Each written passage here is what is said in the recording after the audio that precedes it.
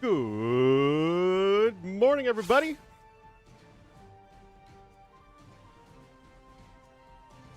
What's up?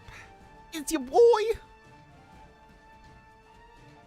Yeah, you bet the Bears beat the Packers yesterday. FTP all day, every day. Let's go.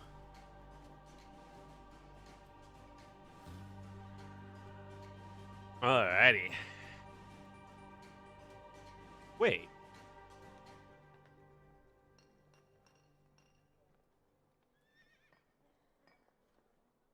Okay, Hera and Vinch are playing on Karsts. Why are they playing on Karsts?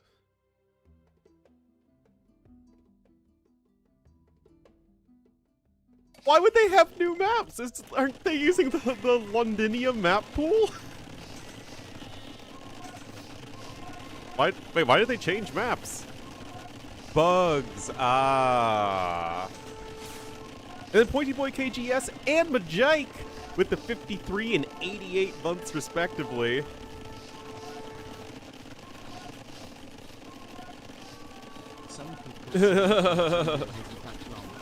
Oh no. Other people look at your two sips and think, I'm sure this cigarette sip thing won't be too long. How many new sips can they? But, so, I still haven't even seen Loch Ness. I haven't seen Nessie. Of the ladder qualifier. Ah. You're in pain? Oh, I'm sorry to hear that you're in pain. And then the Fodler. Maps like I changed cars, but with random crashes you just need something new.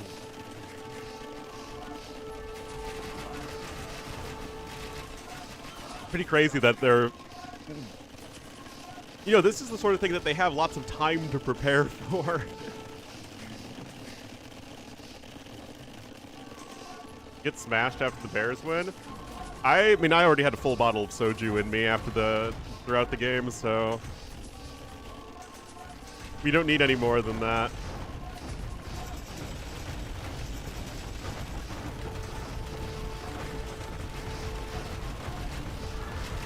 I'm not too sure here.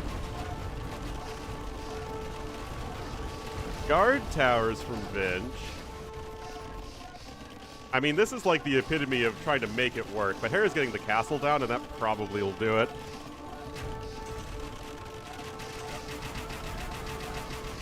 No, it cleans all that up. It was bugged too. No. Vinch clicks up. But yeah, Hera's getting the trebs out now. Probably gonna be a bit of an issue. Now, here's a completely random balance change that I'd like for Mulligans. I wish they had arrow slits. Because as it stands, they don't have Racer and they don't have arrow slits for their keeps, even though they have a university bonus.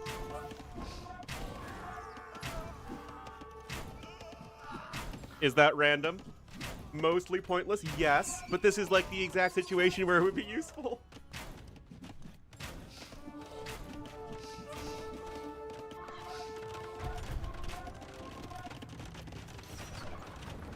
Anyway, Hera seems to be doing a great job of recovering. Bench still stuck on skirmishers. He's on 101 bills, and Champs Girls are very good versus Mayans in general.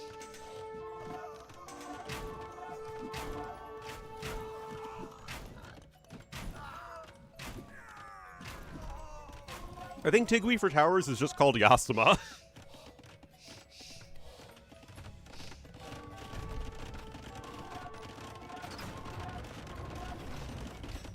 Anyway, Vince will see the barracks coming in. This map has a ton of gold and stone on it.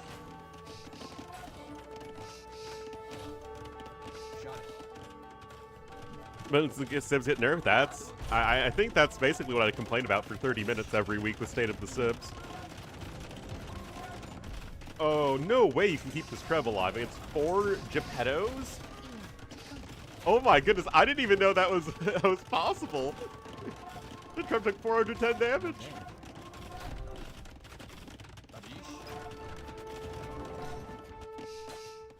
Alright, Imp is about to be in here.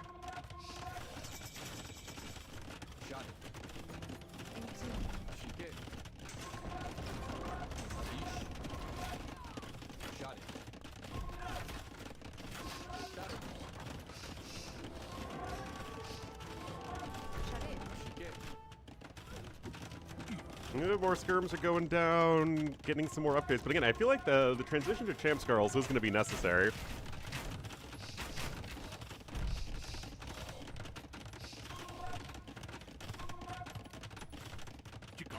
I just don't think you're going to win the game with pure skirmisher. Malian skirmisher at that.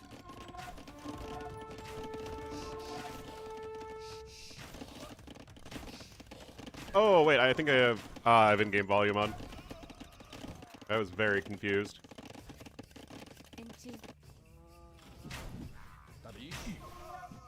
Anyway, even with +4 defense in, this is still going to be largely unimpressive for Vinchester unless he can make a tech switch happen.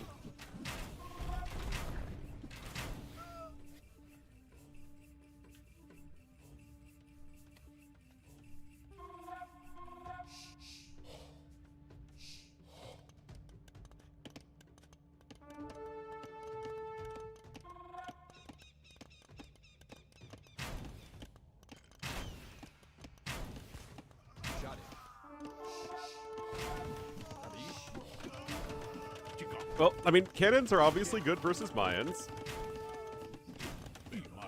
But, like, the fact that this is trading trash units into gold units, it just does not matter on this map. Okay, now we're starting to see some infantry upgrades, but this feels like it's way too late.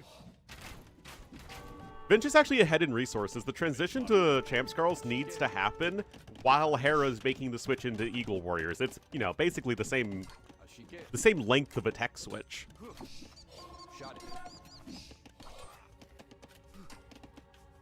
Now, hand cannons can be a nice stopgap, right? You already have the archery ranges down. You already have chemistry in, but obviously you need the swords in, right? Because the hand cannons will get mowed down by the arbs.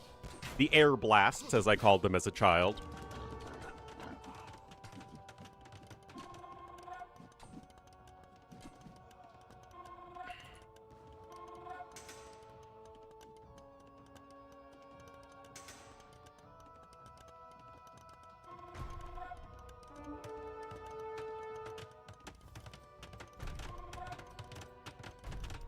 Alright, so TOS said he wanted to cast some ladder with me this weekend, so we're gonna do that.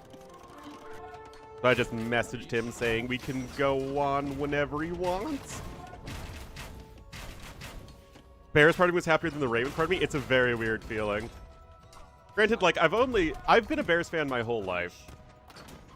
It's mostly not been worth being much of a Bears fan, but I have been a Bears fan my whole life. I only became a Ravens fan in, like, 2017, really-ish.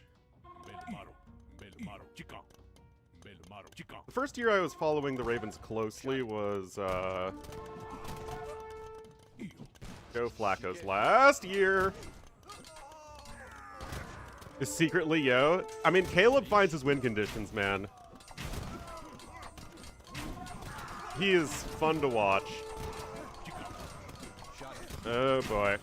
I mean, this is it, right? It is the combo. Eagles plus archers. Now, they aren't plumed archers. And plumed archers, remember, get bonus damage versus infantry, which really helps out versus those Champ Scarls. We have one Zweihander. Right now, Vinch is running out of units. Again, the hand cannons are great as a stopgap. Yeah, the upgrades are in. Like, these are literally going to be fully upgraded Champ Scarls in, you know, 18 seconds. Okay, yeah, Hera himself is going to try and make his plumed archer switch. And, of course, utilizing the mobility of the Eagle Warriors, as you do.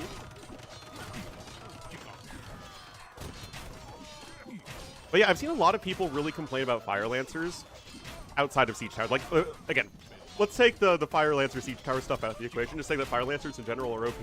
I feel like people just aren't using swordsmen against them.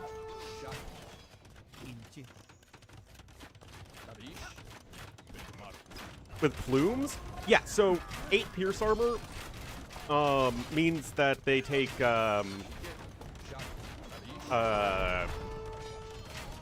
damage from plumes.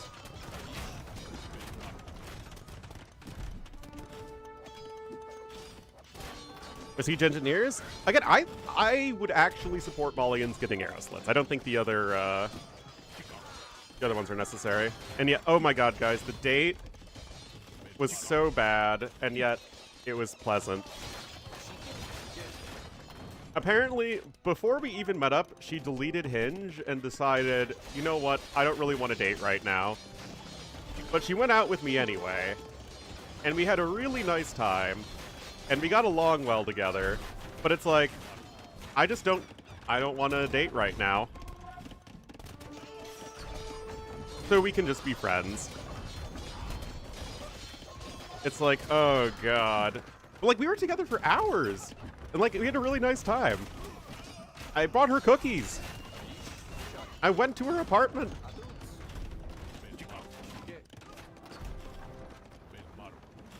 Yeah, like, I was like instantly friend zoned. I mean, I've messaged her a couple times since then. I mean, it's like, it just stings, man, because like, I really liked her. I really do like her. But yeah, we took a really long walk. We went down to the lakefront, and like, she's at Northwestern. Really, really pretty campus right on Lake Michigan.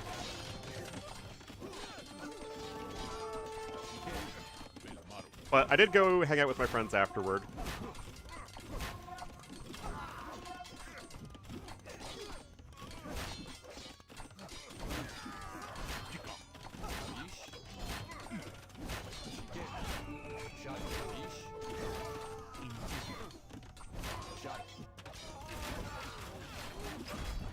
Anyway, if this map didn't have, like, infinity gold on it, Hera would be, you know, super dead long ago. He still is probably dead. Ugh.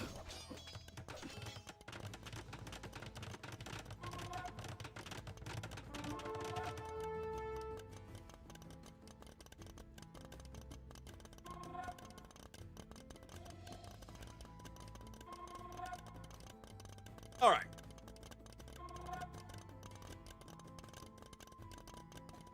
Yeah, I mean, the Champs girls are fantastic against mines, but Hera is on Eagle plus Plume.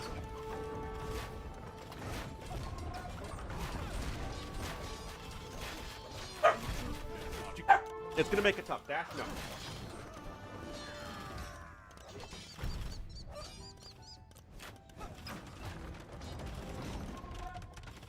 Hera has a big score lead.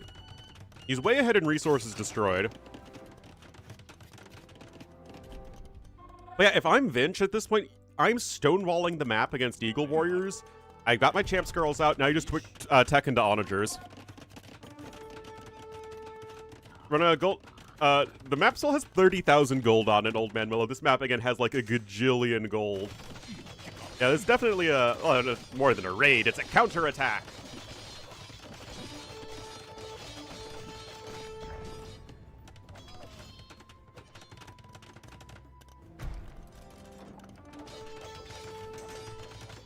You will have to launch a counterattack.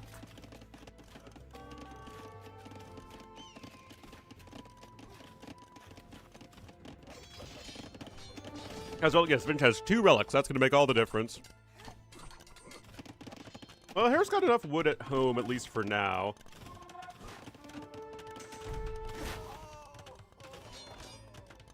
Vince saves the castle.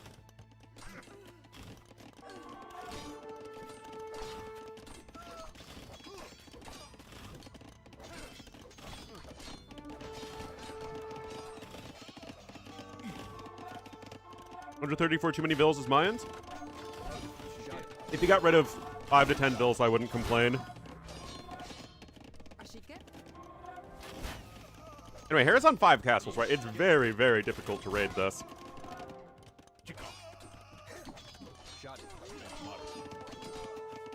$40 champs versus 28 chicken suit men. Of course, Hera's units are faster than the champions, but this is where walls come in.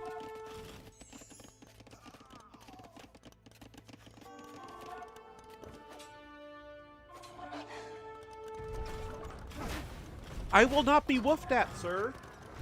This is a woof-free room. He woofs at me again.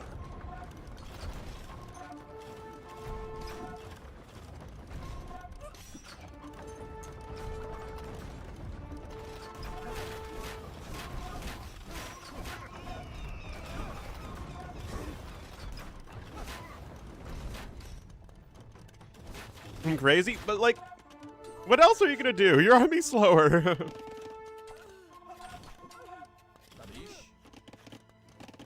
Oh boy. Eric is starting to get some value here. Febs are coming forward. Again, I really would not hate turning into even just regular O's. Not even the SO, just the O.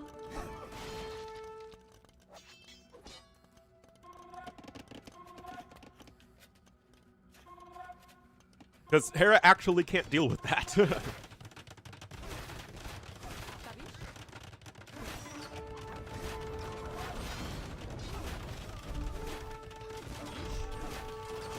Now, of course, the sniping of the trebuchets is quite nice. Yeah, Hera can get as many freaking castles as he wants.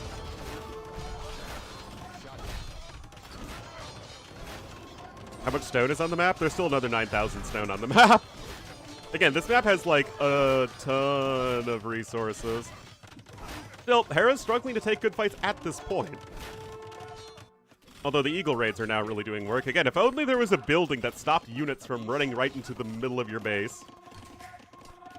Doesn't even have Tigui in, man. Because Hera's, like, never running out of resources. And his castles aren't going down. He's got the full 7,028 HP castle.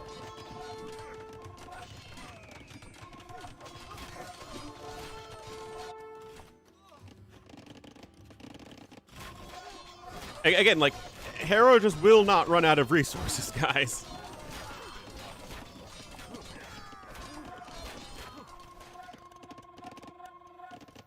Vinch is on 106 vills only.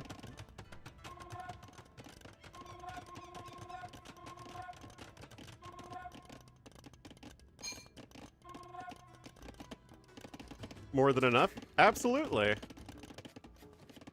Vinch needs a lot on food.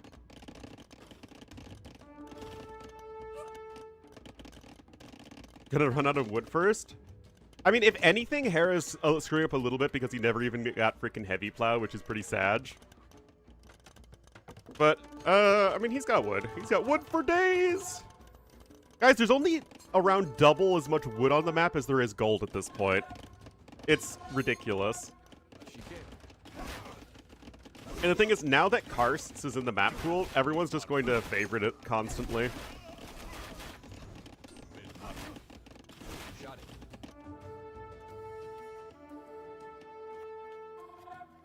I'm saying, though, guys, need to get some stone walls down. There's still stone on the map. There's still 8k stone on the map. Also, Vince never got his building HP upgrades. Hera did.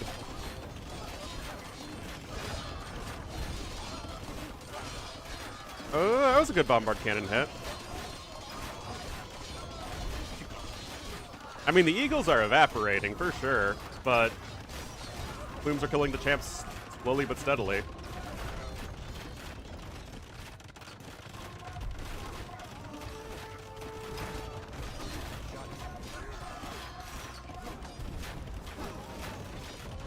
Been buying a ton of gold, or stone with gold.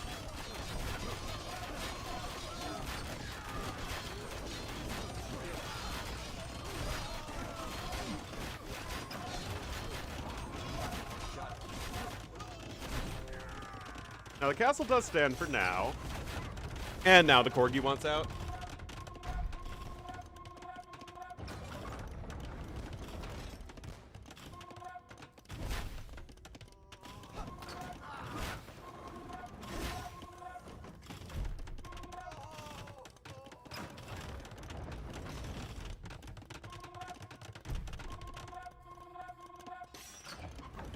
Ugh. Yeah, Hera's at 200 population. Oh yeah, the time limit. There's 258 years left, so it's what, an hour and 15 minutes or something like that? Fade away! Oh, Treb survives.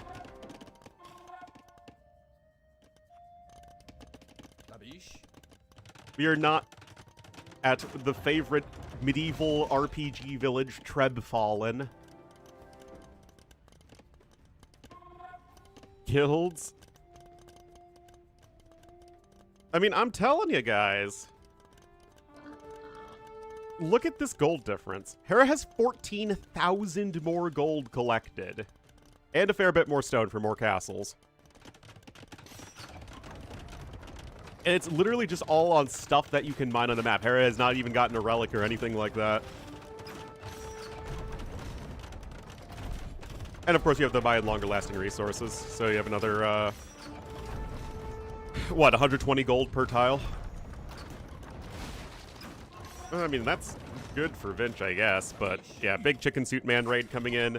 Vinch doesn't even have Tigui.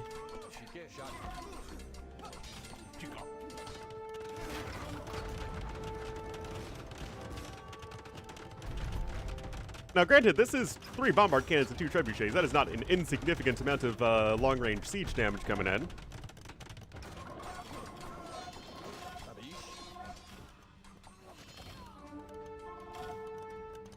Trying to do a little bit of raiding. I mean, Hera's on, what, 1, 2, 3, 4, 5, 6, 7 castles at the moment. I mean, Vinch is on 4, which is normally what we would call a ton, but Hera still has a lot more. Yeah, I mean, the thing is, Vinch is losing a huge amount of his eco, and Hera can immediately replace all of his losses. I mean, Hera's killed 150 bills this game.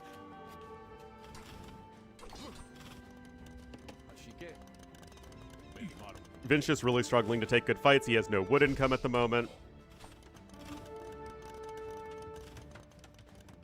Yep.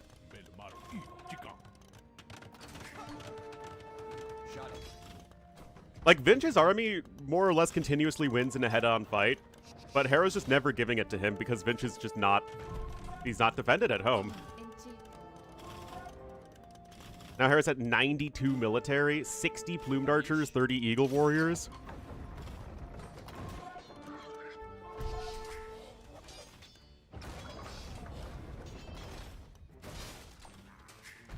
And it doesn't matter how gold efficient Vinch is being when Hera's had 11,000 more of it over the course of the game.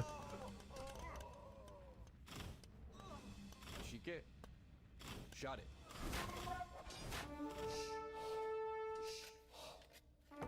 Yeah, really, wood is a huge issue, honestly, for both players going forward. Hera's got a little bit of wood income here to the south. He's got more wood income over here. Oh, Hera has tons of wood here. Oh, he's fine. Yeah, again, Hera literally has 3,000 stone right now. And he's got all the building HP upgrades. I don't think... Yeah, Vinch got masonry, but it... Oh, and he's also got an architecture, but... Yeah. I mean, it sounds dumb, but fundamentally right now Hera's making 2 units and Vinch is making 1 unit. So Hera is just working with a better army composition. Well, he need champ plus siege, right? That is the combo. Hera's going for a double gold army composition. You go for double gold army composition. You're Malians. You can do that. You also have longer lasting gold.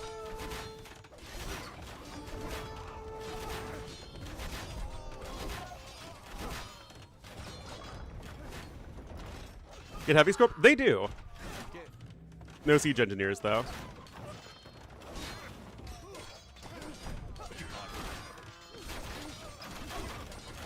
Oh, yeah, it doesn't matter. Vinch still doesn't have any army left. Castle's even only taken 6,000 damage. Doesn't even take that much stone to repair. That's it. Again, 11,000 less gold. Less than half the stone collected.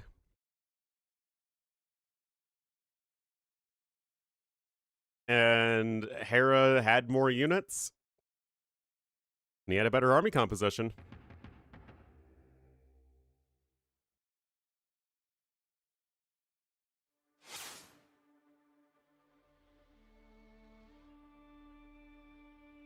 All right, I guess we can check out the ladder. Mayans? I don't think it was, you know, oh, it was only the fact that Hera was Mayans was the only game. I don't think that was the case at all. All right, so current highest ranking is Hera, Vinch, Leary, ACCM. Ooh, yo. Absolutely falling off a cliff. Like 2 days ago, like 16, high 1600s, low 1700s was the highest. Now Hera is chilling at almost 1900. 24-game win streak? What the heck? Doubt also on a 12-game win streak? The Lord? Viper and Yo both kind of here in the gutter.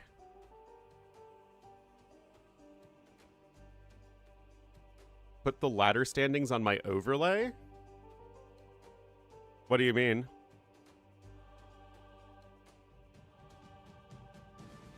I mean, we can just bounce over here.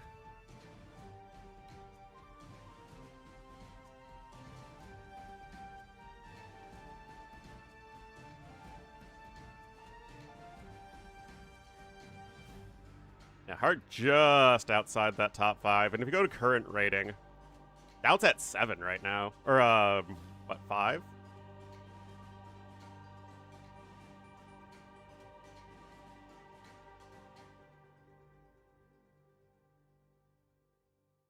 All right. What did...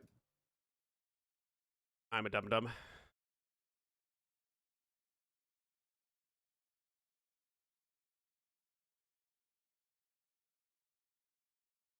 Okay, we can do, oh,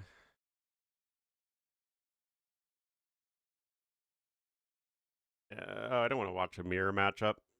We'll jump into this one.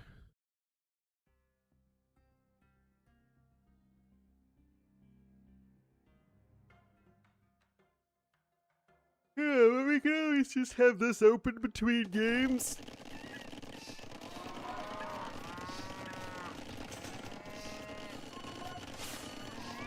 We're not going to have, like, the standings on during the games. Anyway, we're here on Vulpine.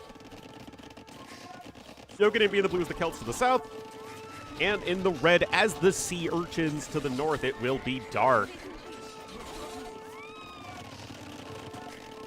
In between. Yeah, I think I'm not going to use my regular overlay. And I'm just going to, you know, my out-of-game scene, so to say, will just be the ladder. Tower of Give apparently gives you quite a bit. But I've never really seen... I've never seen it actually matter. Like, I've never actually seen somebody get it, because the games are always over by then. State of the Civs 2 is out. State of the Civs 3 is coming next Thursday. It looks like Dark's running around here with a bunch of Jurchin scouts. Yeah, not having any ability to fully wall on a map where you just have the less mobile army is pretty painful. Enjoy later? What it's there for your enjoyment. All right, pikemen are coming in, but it just is not a good map for Celts, I think. The Viper game, I mean, if anyone would try and go for the monument, it'd probably be Viper, right? Anyway, we got some steppies here on the field. Trying to step it up.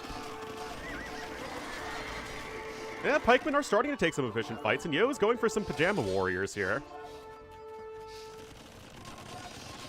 And the same logic applies, right? If you're struggling to deal with cavalry attacks, you'll also struggle to deal against Woad Raider attacks. As we have arrived at real time. Kind of an interesting matchup, this one, actually.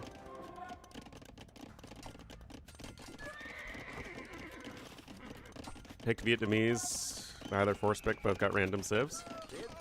There you go.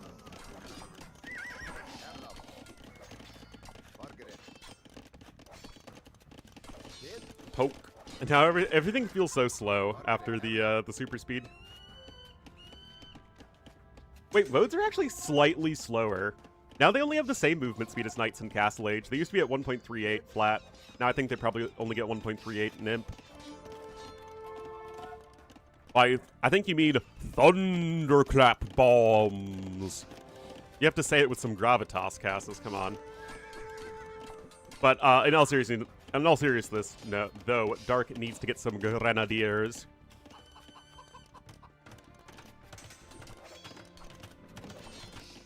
Probably not going to win this just by trading cav into infantry, even though the Jurchin Step Lancers are very good.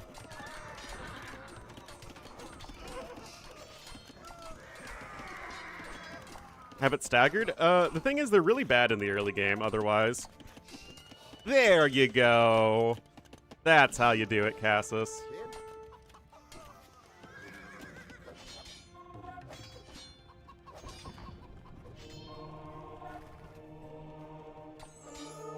incredibly dumb? They sure are. Wait, did he just delete his own Woad Raider that he converted?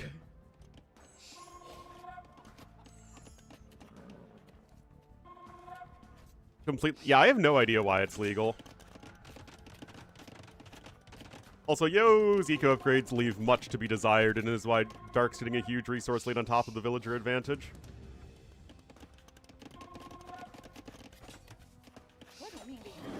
Yeah, I never patrol stack. I mean, I honestly have the opinion that it's probably going to get patched out of the game. And I just don't think it's fair, so I don't do it. But obviously I'm not playing in a tournament for money.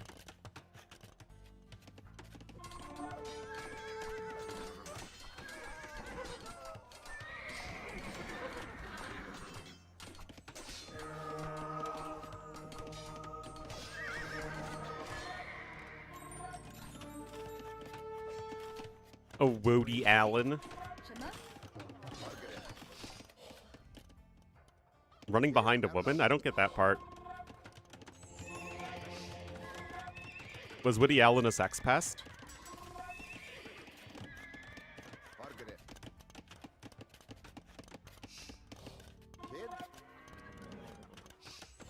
Anyway, Granadier is coming.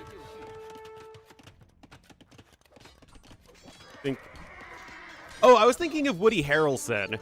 Oh, I'm like, I don't think he's a sex pest. I think he just does a lot of ayahuasca. Yeah, Woody Allen is definitely, definitely not a great person.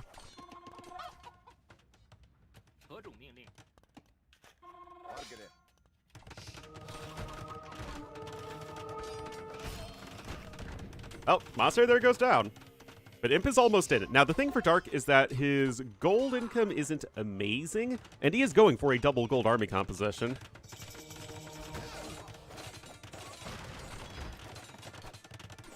Always something new? I mean, the game is so complex right now. It's just difficult to find a good balance. All right, Imperial Age is on the way now here for Yo.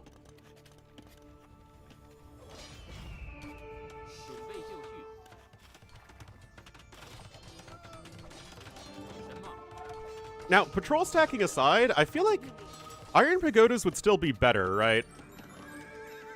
Like, in a world where you couldn't patrol stack with Step Lancers, I think that you'd want Iron Pagodas here.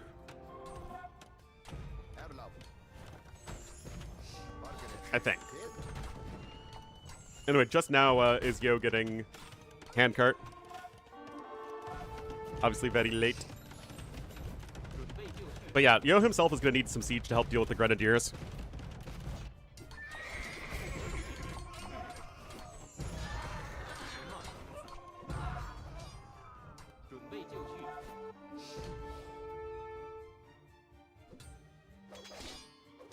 Like, with how... But they literally just got buffed. Like, even at release, Iron Pagodas were fine. They were basically like Knights, but slightly better. Now I think they're pretty good. They got... I mean, an attack speed buff is not insignificant.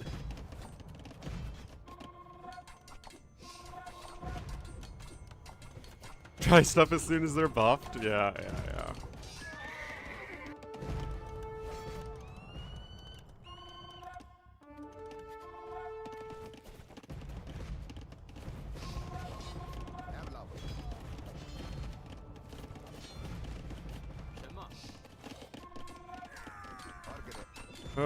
I love patrol stacking. It's a problem, yeah. Okay, Scorpion's coming out. That's a lot of Scorpions actually here for Yo. Grenadiers have only 40 HP and 1 Pierce Armor, remember, so they are quite vulnerable to that sort of thing. Kevlar. Epstein docs? Oh, jeez. Friendship with Jeff. Yeah. On the list of, like, Wikipedia sections you don't want to have, I'm pretty sure a section entitled Friendship with Jeffrey Epstein is not what you want.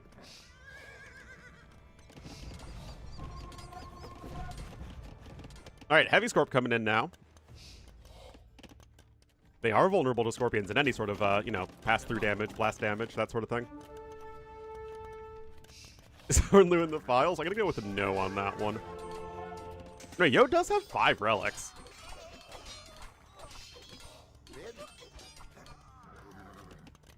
Chemistry coming in here for Dark.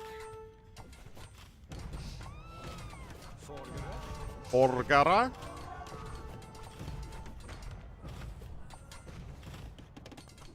Not in the files. Oh no!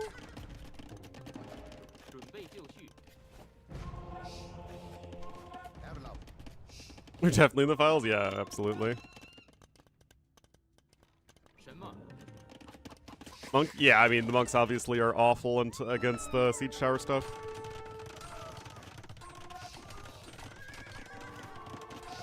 Yeah, not a fan of how siege towers work. Yeah, pikemen are gonna gobble up those units. I was looking really bad for him early on, for sure. Now, this map does not have, like, a gajillion gold on it. There's 10,000 gold left on the map, so, like, not nothing.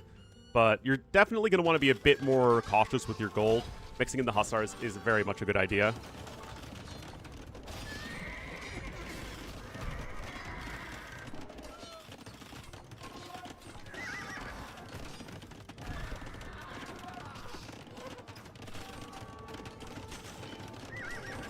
Oh, Steppies are out here. Hussars as well.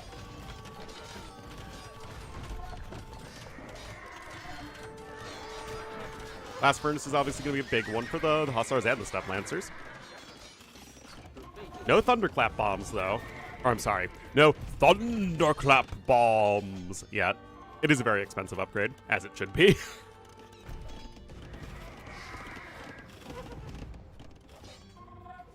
But yeah, obviously Yo's eco is a mess at the moment. Only on 4 Scorpions. No 4 Scorps in 7 years ago. Grenadiers do deal friendly damage, but remember there's a Jurchen bonus to mitigate friendly fire damage. Converted for range? I mean, it's just like, they were pretty bad when monks could convert them from range, but like, I'd rather siege towers be a gimmick than like actually good.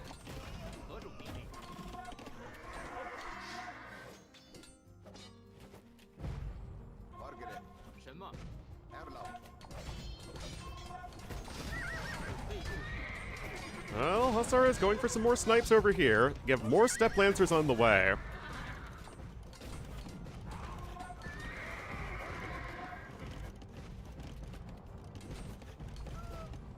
Siege Engineers coming in for Dark. You do get that nice and cheap with the Jurchens. However, to reiterate, you still don't have that Thunderclap bombs. Alright. I mean, Fire Lancers aren't fast. They're, like, very slightly slower than Swordsmen. Except for, you know, Chinese, which are a little bit faster, but that's a civ bonus. 20% more effective? Yeah. I would say so. And isn't it like 25% now? Yeah, 1.52 reload time there on the Hussar.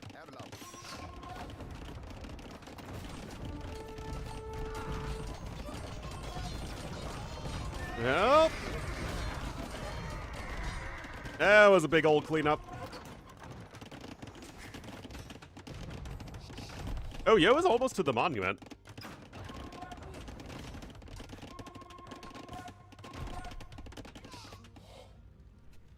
A tooltip? I actually don't have a tooltip right now because you need to have the tooltip. You need to enable the scoreboard.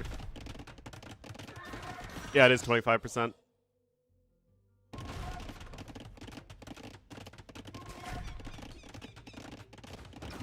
I don't know why you need a freaking scoreboard on. The monument generates resources. I mean, look at the KD in favor of Dark here.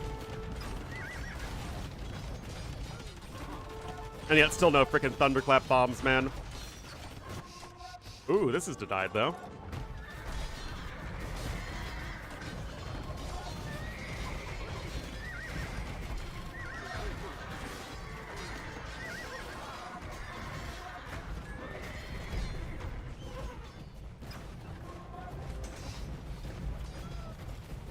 Look at those grenades.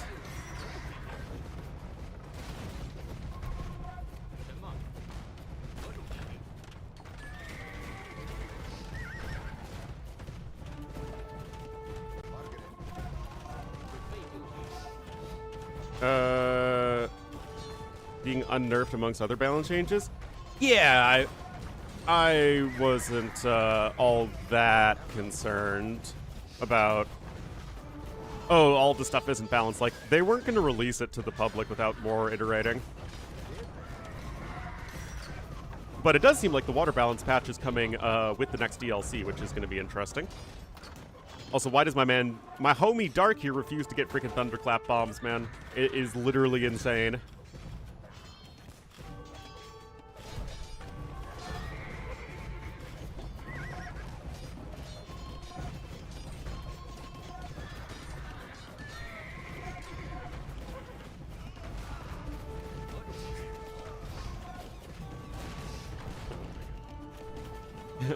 Iran, Cuba, Greenland? I don't know. It's such a big toss-up. I mean, at least with Greenland, it's like, you know, Denmark's our NATO ally. So I feel like the actual likelihood of us attacking Greenland is very low.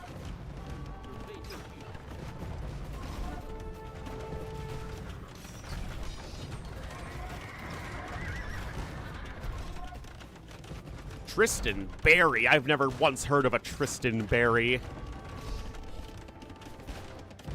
Well, I mean, even Mr. Clowny Clown in office.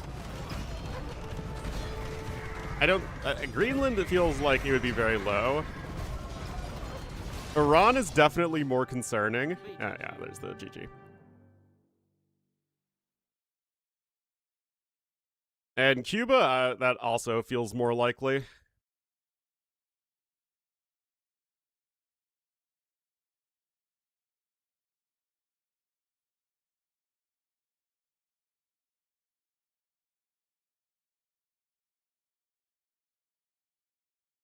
Anyway, it just could not take an efficient fight there against the Jurchens. Celt Paladins were needed. And they wouldn't have been the worst thing ever. Oh my goodness, why is Iran auto-censored?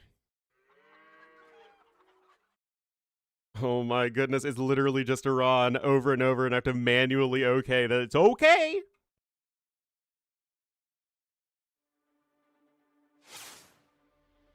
Aaron Yeager? Maybe we deserve the rumbling. Oh, yeah, whoops.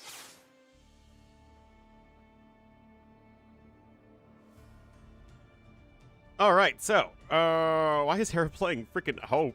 400 elo ahead of him.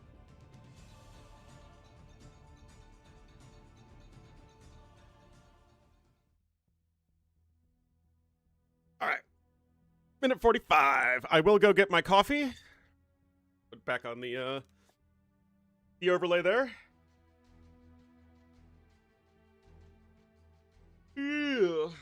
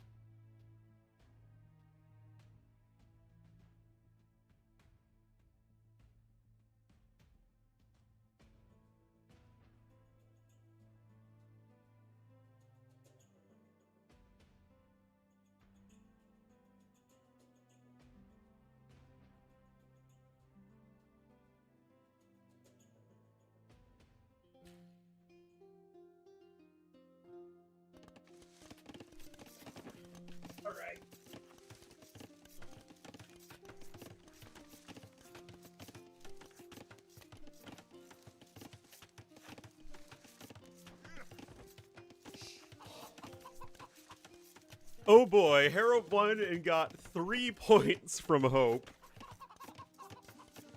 Oh, jeez.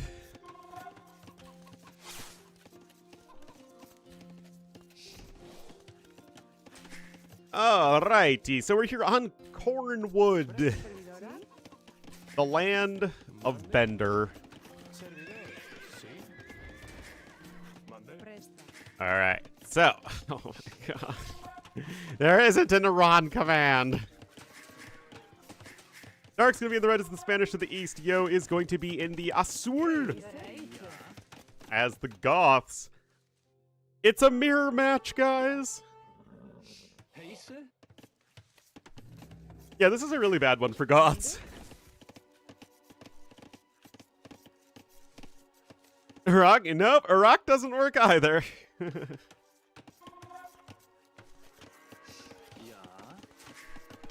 Yeah, it's Goths. Yeah, it's like the future is now, old man.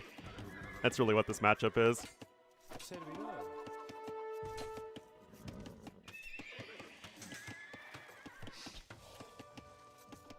North Korea is totally fine.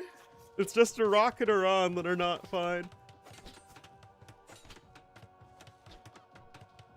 Korea, Hanguke. Iran. You know, for somebody who natively speaks English, he has a remarkably poor grasp of the English language.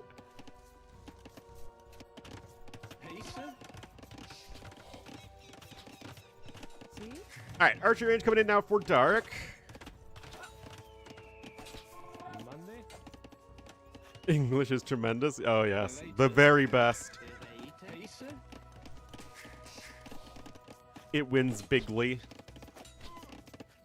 Hard cognitive test. Oh, yeah.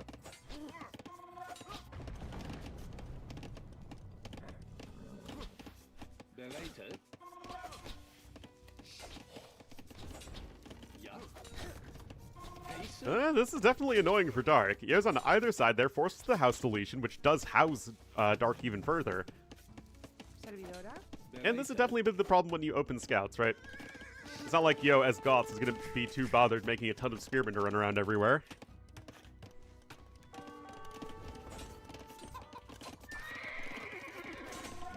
I like the best words. That would check out.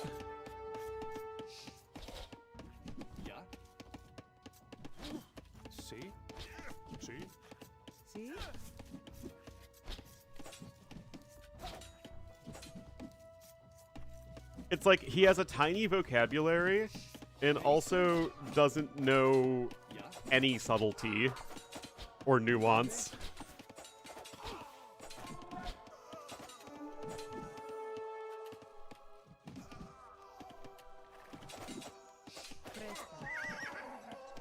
Well, Yo does get a villager kill, although most of those units do get cleaned up. Yes, because we all want to learn consent from the person named Goat Stroker 34. That's really where you know, we need to learn civility.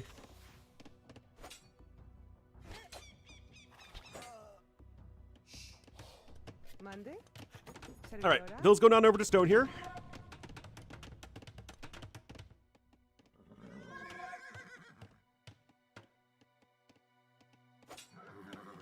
Goatstrucker, it's actually not, because I assume it's a reference to the internet rule 34, where if it exists, there's a porn of it. So I really don't want to know. Read it out loud. That was pretty hilarious. Rimjob Steve. Joker 69. Like a clank. That's true. Of your Ornlu fans? Ah, there you go. Hey, we all gotta make a buck somehow.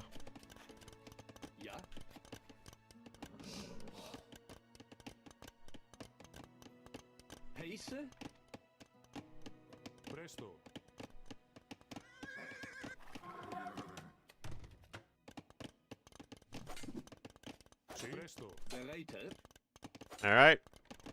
Yeah. You're also on his way up to Large de Chateau. Hey, sir. Oh, it's conking time, all right.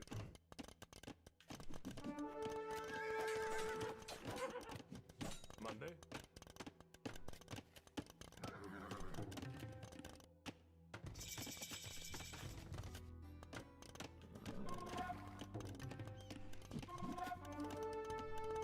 All right, I mean, you're here.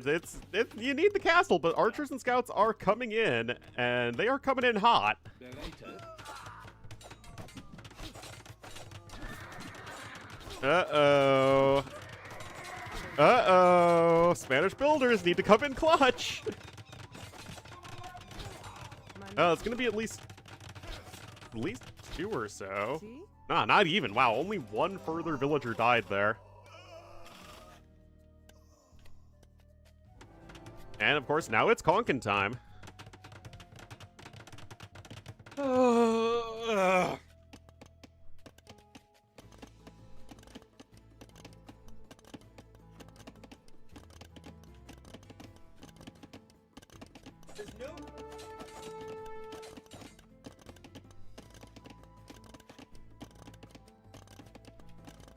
Oh, to have a dog.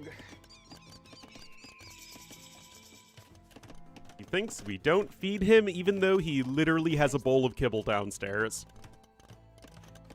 Hey, sir.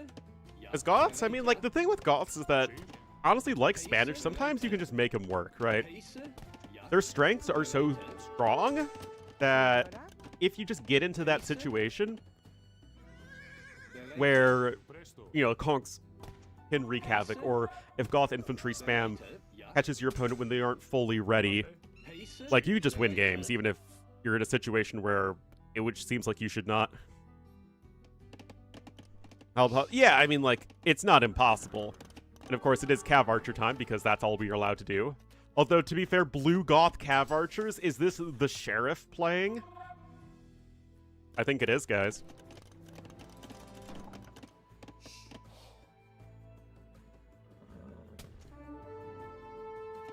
Monday.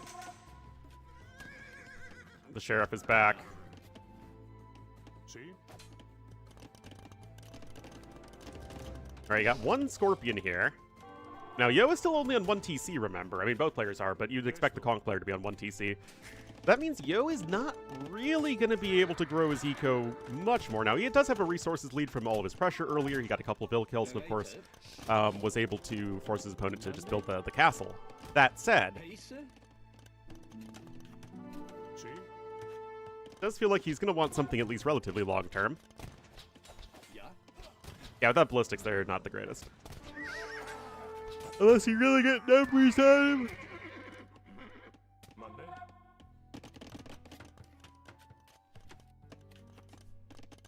Maybe got a Munker on the way. This map, does it have 5 relics? I think this map has 5 relics. Presto. Again, no idea why so many maps need more than 5 relics. Monday. Alright, 9 CA versus 10 Kongs. That's still good for the Conquistadors.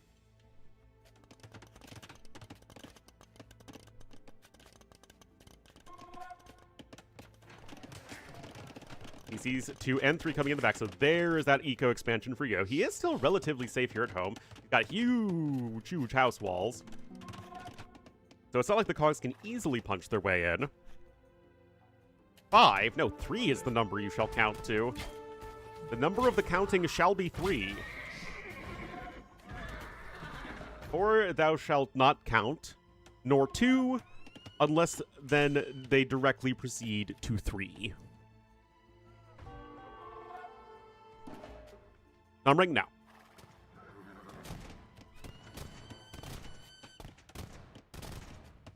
I think 7 is successful. 7 what?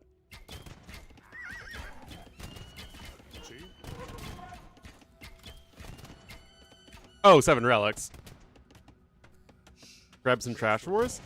Monday. I mean, 7 is okay. Honestly, it's even less, okay, why do we need more than 5 relics? It's more of like, why do we need an even number of relics? That's a weird one to me.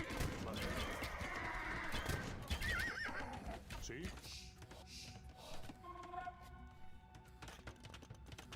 Manage to stick stones on top of each other? Hey man, we all have our weird priorities. Monday? Presto.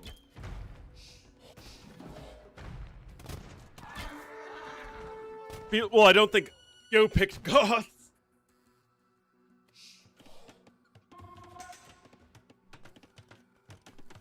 Monday? Now, you could say that they're not even performing bigly. Give me on 5 ranges here in a moment. Now, but of course, like I said, Yo is still having to work out and get the eco down. Just got an ad for attractive women's underwear. Not sure if Twitch thinks Ornlu's viewers are women or are buying things for them. Feels bad, man. Thanks for the 67 months, Will. To be fair, I also got a lingerie ad on my Notepad app on my phone. And I'd like to point out that my notes are exclusively used for, like data I need to remember, like passwords or whatever. Presto. Or my recipes. So really, it's just cooking. Unless they just assume that because I have a lot of recipes here, I'm a woman. In which case, hashtag sexist. Monday?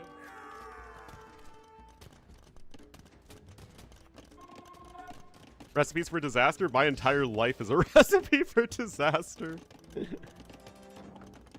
All right, now the CA numbers are starting to look better. Remember, the CA numbers not that long ago were sort of 1-to-1 to the Conquistadors. Now we're looking at around a 2-to-1 ratio. They want you to boy Ozempic? I guess it's better than girl Ozempicing, whatever that means.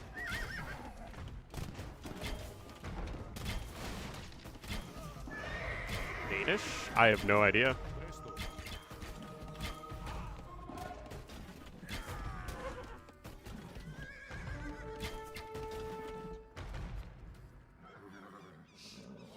Kongs are dying.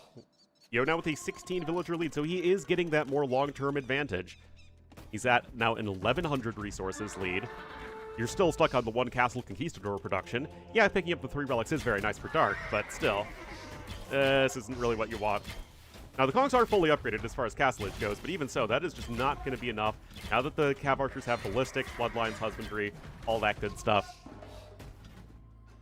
And, I mean, yeah, both players are pretty much ready to drop a castle. That said, Dark isn't horrendously far from the Imperial Age, but I'm not even too sure what Imperial Age gives him at this point. No, Kongs, non-elite only have 2-1 armor now. That was a nerf a while ago.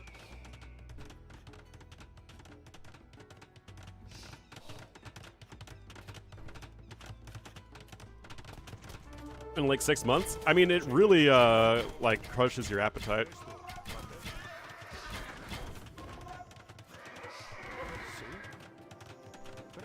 Ford Castle, exactly. Presto. I mean, Ring Archer armor for the Kongs would be nice, and so would Elite Conquistador, but it's still not going to be that insane.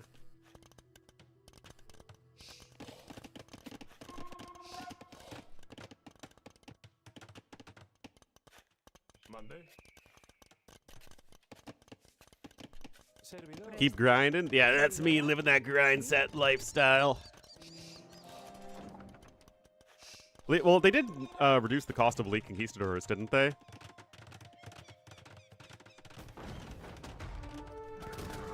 Wants to be leaner? Yeah, I mean, I think my dad was on Ozempic for... Yeah, he was on Ozempic for whatever Ozempic is actually supposed to be used for, not just people wanting to cut weight. How Yo wins a nip? CA plus Halb. Grabs bombard cannons. Presto, see? Monday? I mean, yeah, in general, Spanish have a much better late game, but, you know, Yo is well ahead in terms of resources. He's 97 vills to 65, although the upgrades are good for Dark. Diabetes? Yeah, I think that's it.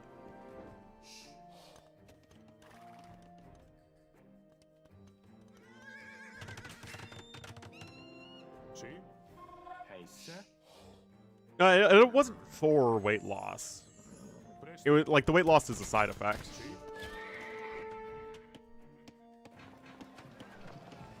He's okay. Yeah, he's downstairs right now. Sí. Although it's a lot. It's a lot trying to take care of him. Hey, yeah. I mean, I couldn't do it if my mom wasn't also home at the moment. But she goes back to work in like a couple weeks, so hopefully he's at least a little bit more independent by then. Presto. Monday. It is physically and emotionally taxing.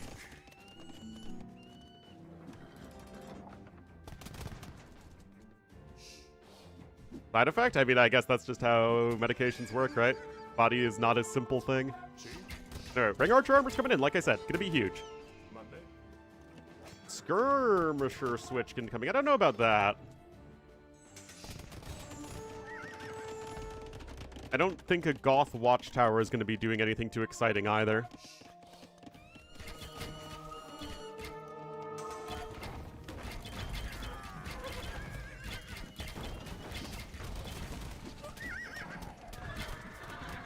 And, I mean, like I said, those conks now with 5 Pierce Armor.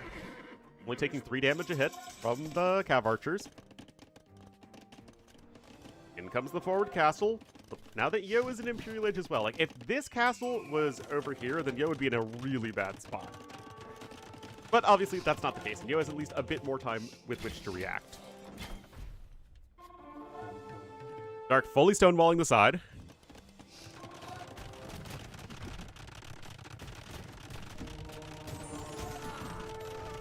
Both castles are going to go up. There's Bracer.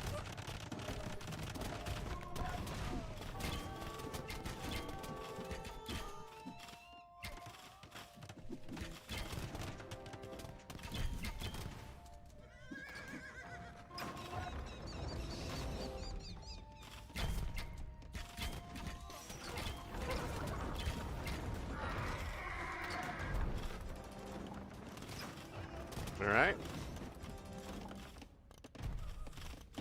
Should be an... I mean, it should. I'm not sold on this yet. Now, Dark himself is going Skirmishers because they're the best unit in AoE too.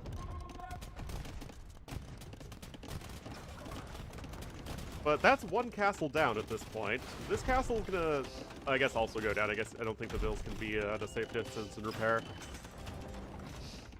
It's still gonna be 2 castles to 1, though.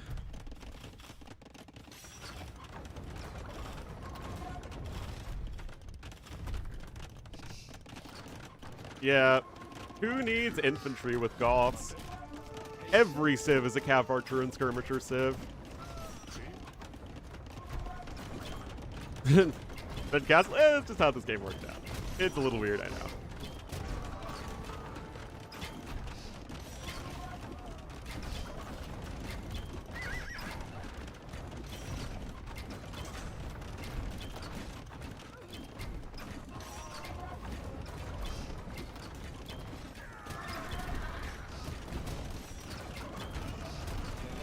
And that's the final castle down here for Yo.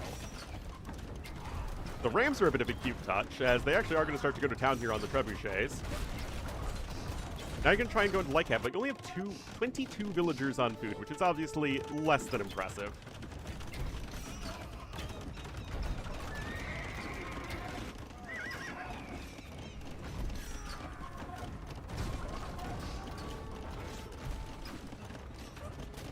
And Treb is down.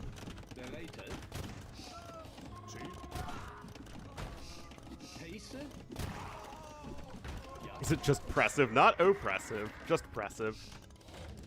More workshops coming in now here for Yo. Can he grind this one down? Because, again, Dark's army numbers are still way better.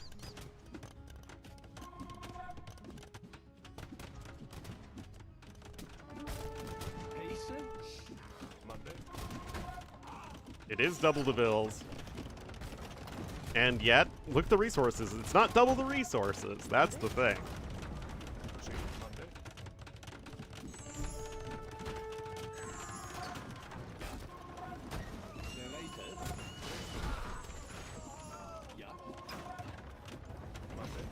Like, Dark's eco isn't good. He's still 1 TC. And yet he's able to sustain just enough production. He still could easily make this work.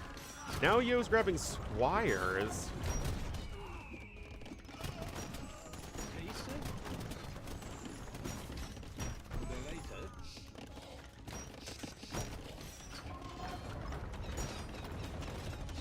He has arak in the south. He's got good old Turkish booze.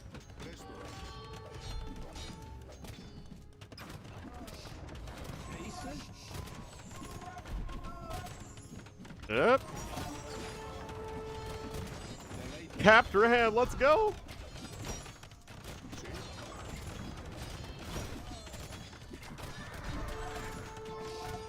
Make any at all? Oh yes, indeed.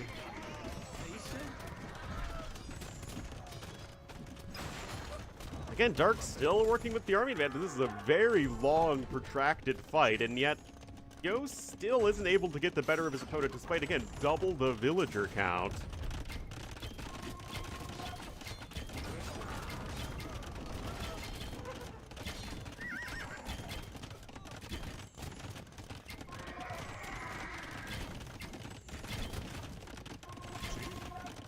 Dancing, dancing, dancing.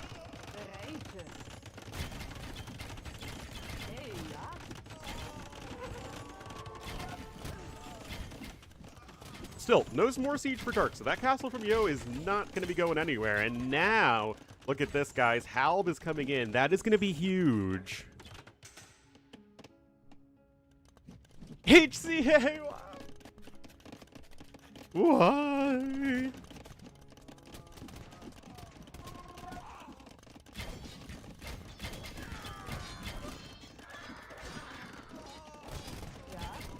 The real goth spam is Cav Archers, which are neither fully upgraded nor get a discount.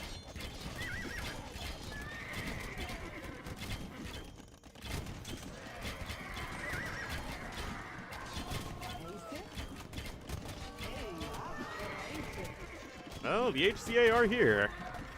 Was bad, yeah. Albs are coming in.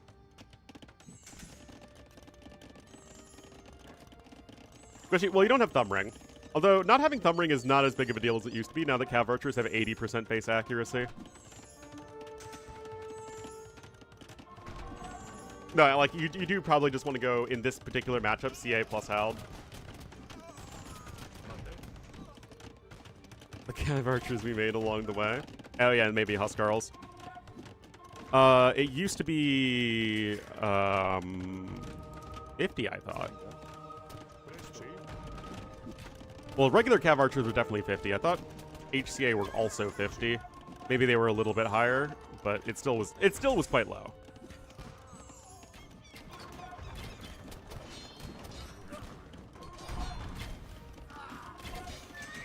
No, you could totally be right, Simo. I'm not remembering. Anyway, here we are, guys. The numbers are now looking better here for Yo.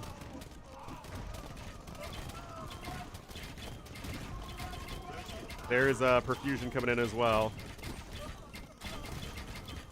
Remember? Yeah, like, again, there was a time I used to know everything about AoE2, or at least close to it. Now it's like, I don't know, man.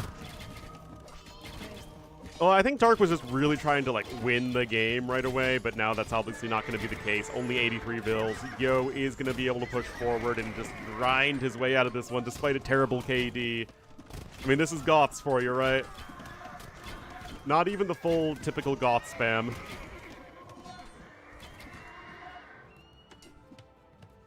Yes, morals have? I don't know about that.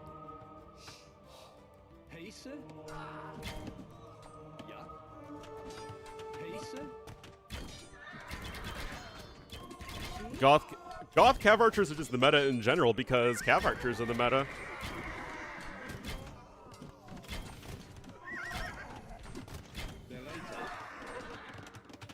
Got some more buildings coming up here on the side. Two-man saw, mass nori. Yo's gonna get all the upgrades. Oh, it's n. No. Anyway, look at that. Most trained unit on both sides are skirmishers in Goths versus Spanish. That's how I want to see That's how I want to see AoE 2. I don't know about you guys.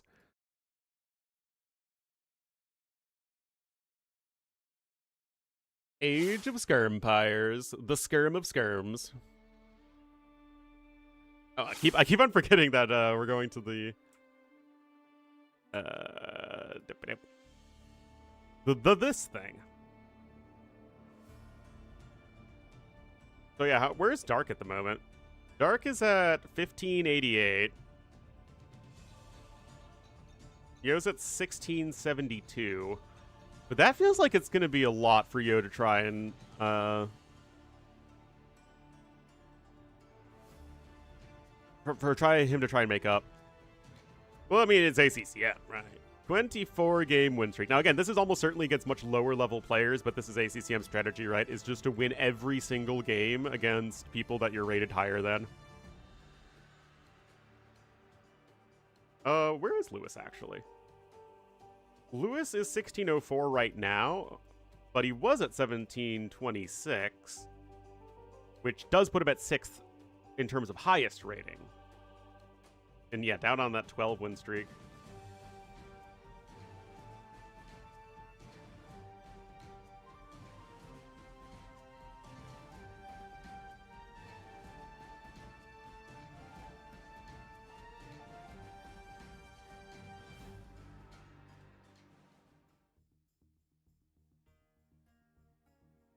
Former champ? Yeah, that was years ago, though.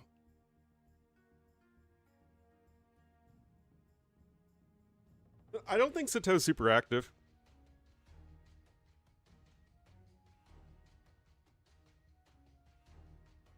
The world, I know. It's very sad. Oh, big corgi stretch. What's the gentleman's agreement? Look at this sleepy loaf.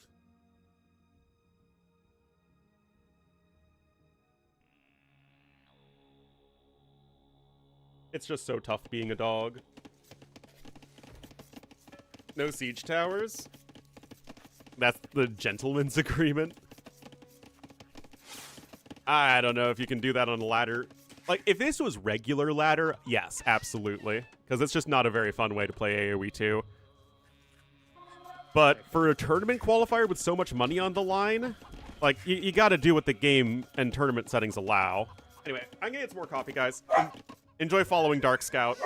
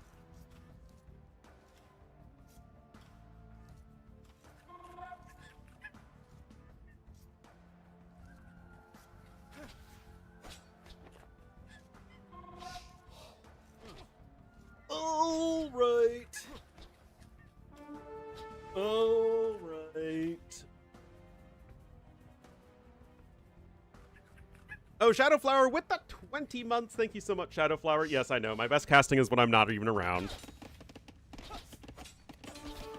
When I'm getting coffee and going to the bathroom. That's when my casting is at its peak.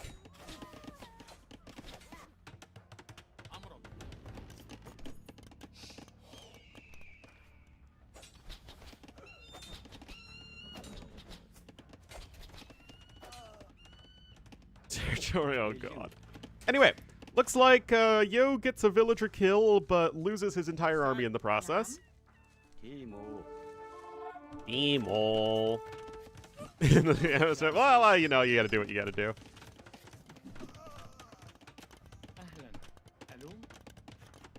Yo gets a few kills right there, and he is on his way up to the castle age. He did build this defensive tower, which we see very, very commonly on this map. You can see Dark... Wait a minute. Did Dark build this tower, or do you start with a tower?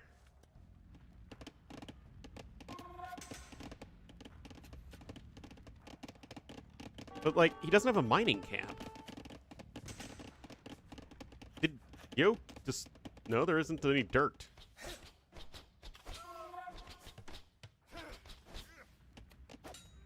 The tower's... So you just start the game with 75 stone? That's kind of weird. Oh, 2 kills right there for Darks. He's at 3 in total. He's on his way up. Yo's almost to castle age.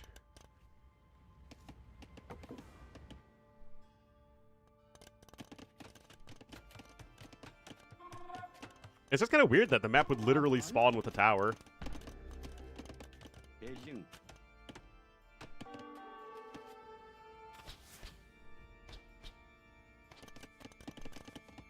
Anyway, this should be a very good matchup for Saracens. Like, if it's RM, then the fact that Mongols have so much of a better Dark Age is an issue for Saracens.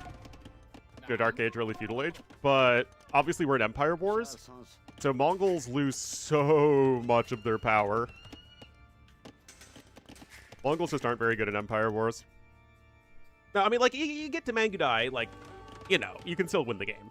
That's how Mangudai work. But Mangudai are also not the best unit in the world against Saracens in the late game, as Saracens have camels, Mamelukes, siege onagers, all that good stuff.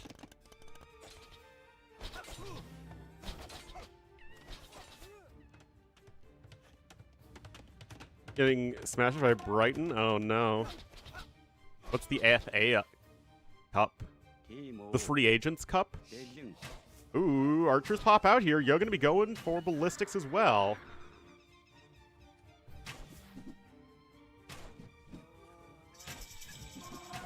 Football Association? Is that like the Premier League? Also, I got a doodle message.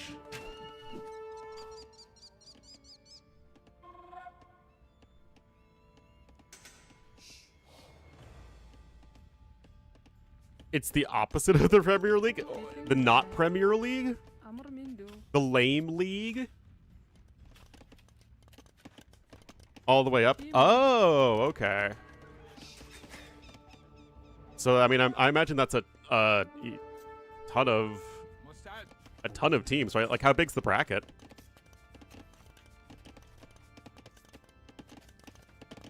To keep all the money? Yeah, like, all of the European football leagues, like, just feel like one gigantic money laundering process. Like, there's so many, like, different leagues and tournaments that, like, some overlap and some don't overlap. Like, that's wild.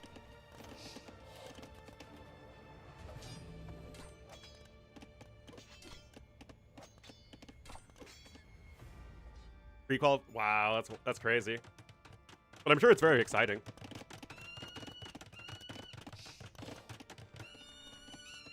$747. I mean, that's crazy, crazy, crazy.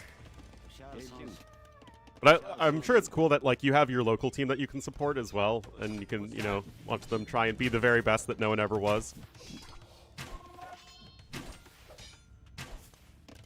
Anyway, Yo adding TC number 2 right here. Now, Dark has a score lead, guys. And he is picking up ballistics. But I like the fact that, you know, Yo's going to be on 3 TCs. He's already got ballistics himself. He's got bowsaw and horse collar. He's setting himself up very well as the game goes on.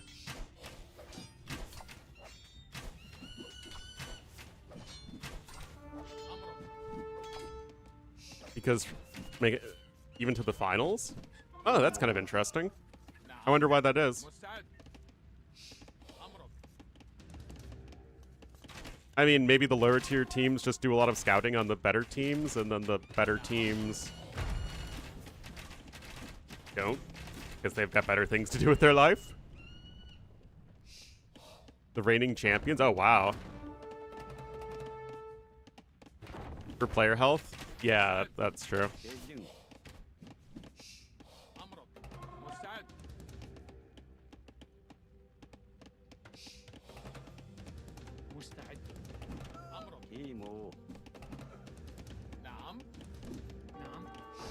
I mean, that is what I like about football and basketball, which are the two main sports I enjoy watching, is that for the big games, you have to play your best players every game, and especially in football, right? Because there are so few games that can be played.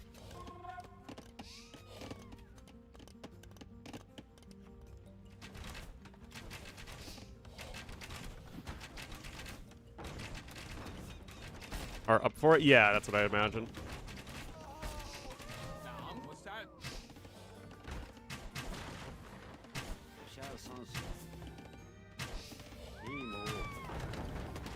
But yeah, I guess in such a low-scoring game, like, you know, you score one goal, and that can be really tough to come back from, even if it's a very good team versus a less experienced team.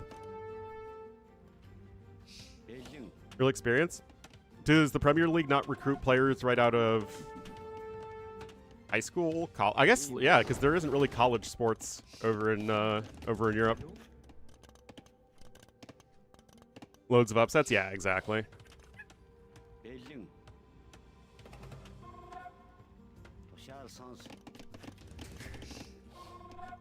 Anyway, 77 to 60 villagers. Yo is just kind of cruising this entire game. Until a bit older. I mean, that... For project... Oh, yeah, of course. But, like, a lot of the issues that we actually have in American football right now is that you have all these players at the college level, and then they get drafted into the NFL. They're, you know, what, 21 through 23? And they're just, like, not ready. And especially, like, the high round, you know, the high draft picks end up in these situations where they're on bad teams, because, you know, the bad teams get the higher draft picks. And it's like they're just asked to do way too much, way too fast.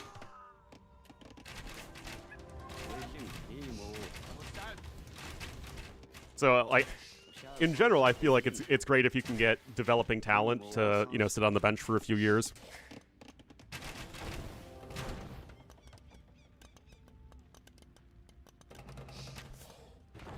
Really? Yeah, but, like, I feel like there isn't, unless you are, you know, that prodigy player that is super hyped up, the expectation isn't that you have to be a first-year starter.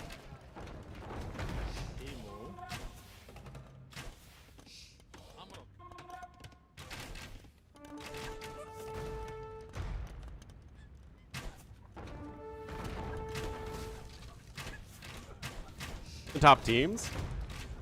Well, yeah, because it's way more top-heavy.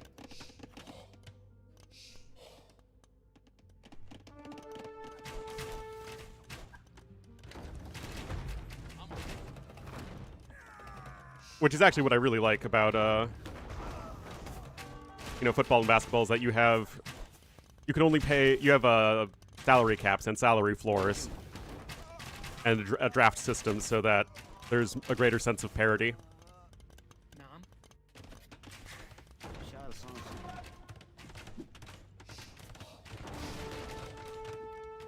Tight end? Yeah.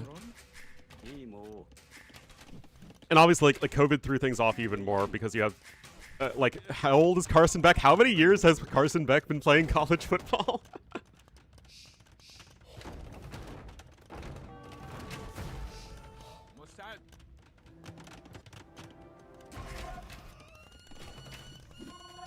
Being very boring. Now, I actually don't even watch regular season basketball. I think it's just so pointless because there's so many games. But last year's playoffs and like the finals were amazing.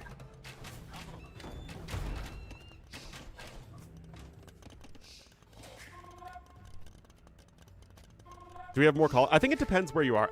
The NFL is in general larger, but it depends where you are. Like, my dad went to Ole Miss, right? So in the South, college football culture is gigantic. I also have a bunch of family that went to University of Michigan, and like it's Big Ten and SEC football culture is huge, huge, huge. But like I said, it depends where you are. Or, I mean, it's just like the actual like mediums of like scoring points is just different between the games. I don't think that makes a game better or worse, is that if points happen more or less frequently.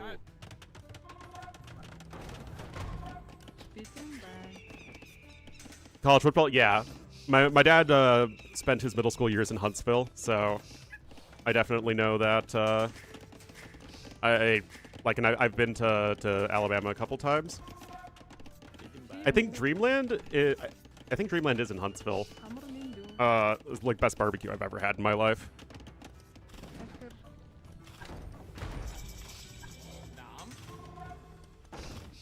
It doesn't look what are you talking about? It's incredibly dystopian. It looks like a freaking spaceship flew into it. But it's like very old school.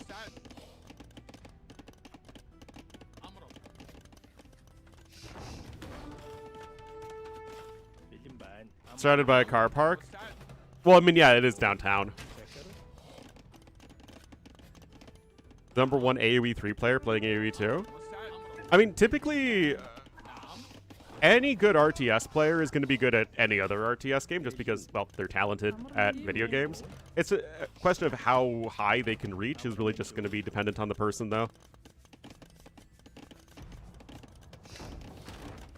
Yep. I mean, I always say that if the Mongol player is going mass skirm, something very sad has probably happened. But I know I haven't talked much about this game because we've been talking about sports, but like there hasn't been that much to talk about because it's literally just been all Mr. Yo.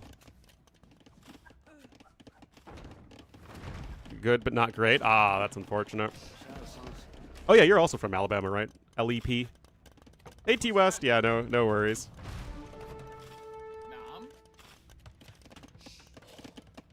AoE 2? It's another Brit, right? I seem to remember his name. Very hard. Well, from people who've come from other games, Bling, I remember. Because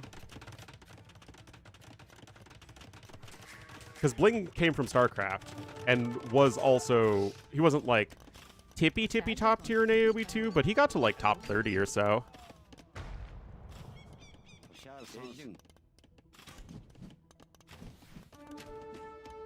And yeah, that was exactly the case. Most of the top StarCraft 2 players were Brood War players.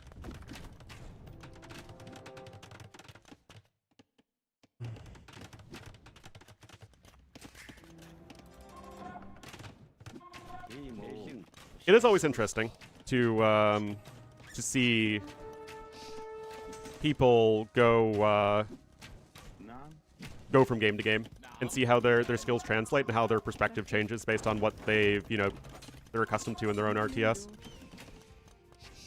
Yeah, it gives you everything except stone. I forget the actual value. For tier 2 StarCraft players? Yeah, my thought was that it was just the tier 2 StarCraft players went to the game that had the much easier seed.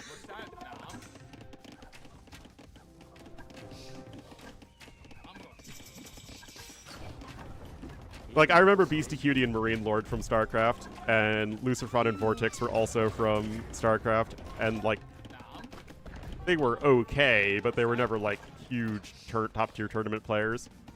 Actually, no, I think Vortex maybe won a tournament. Maybe like a DreamHack or something.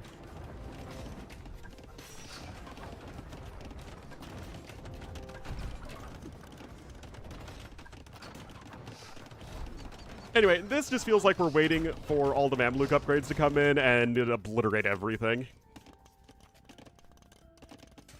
Oh yeah, Muslim as well. Yeah, he was definitely a bit more... Like, in the early days of StarCraft, I think he was definitely a pretty good player. But over time, yeah, I was much more of a caster. He's waiting for +4 defense to come in. Like, yeah, you want to keep the castle alive as long as you can, but your win condition is getting to a blob of fully upgraded elite Mamelukes. Now, he is diving this... very, very close. It worked out for him, but, like, if that was a second off or whatever, it would have been very bad for you.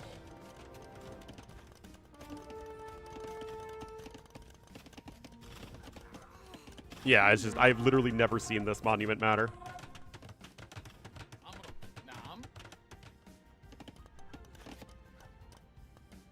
Anyway, 18 Mamelukes.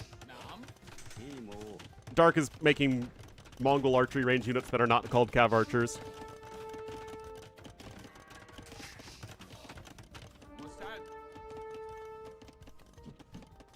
Dark ain't going nowhere.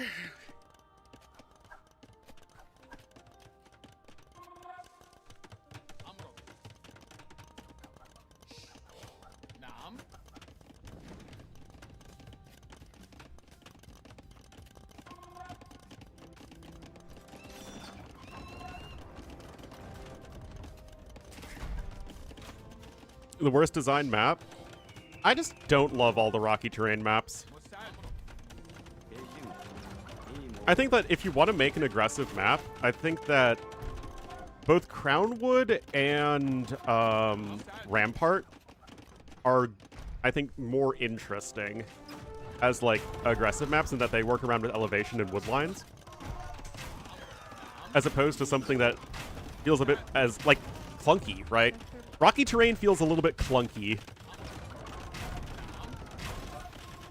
Anyway, fully upgraded elite Mamluks are a pretty freaking good unit.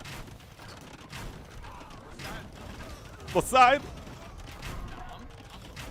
Amr. Al-Hujum.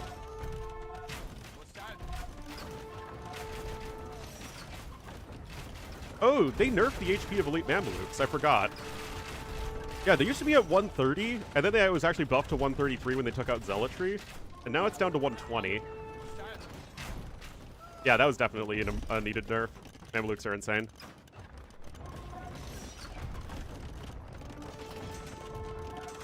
Anyway, Hussars coming in. Mossad.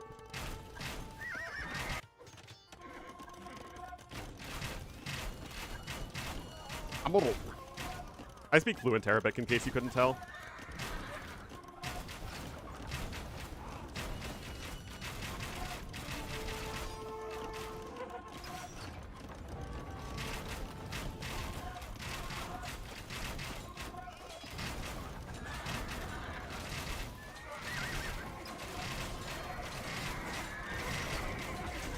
I mean, so long as Yo keeps making units and flinging them at Dark, his units are just a lot better. Sometimes life is nice and simple like that.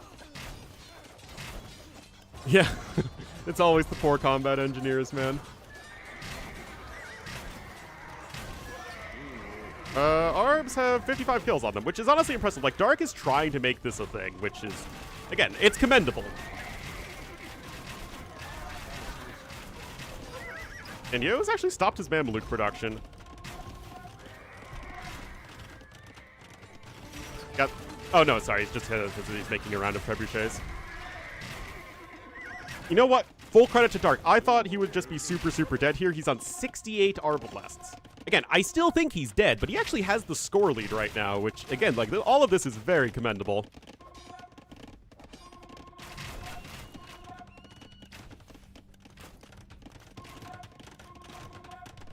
Siege Engineers coming in now. There are 2 Trebs and 75 Archers.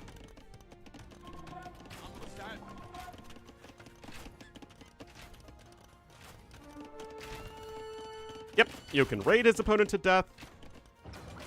Fall back to the castles for a little bit. Mamluks are very good at sniping trebuchets as well. Yeah, and Yo also has 5 relics, remember, on top of all this. That did not do anything useful for him. Mixing in some cap trams, not a bad idea. So Yo recognized that, okay, he was going for the win. I thought he could win. Yo thought he could win. Dark did a very good job defending. But Yo's like, okay, let's not screw this up. Just fall back a little bit, regroup, get the trebuchets down, get the hussars down, make sure we're not trickling in Mamelukes. And now he's back to a pretty amazing spot. Siege engineers coming in.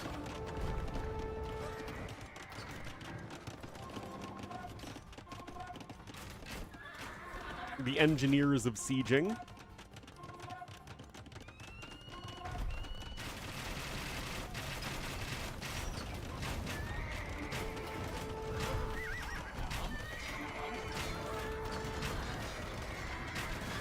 Obviously, that's not going to do a whole lot there for Dark.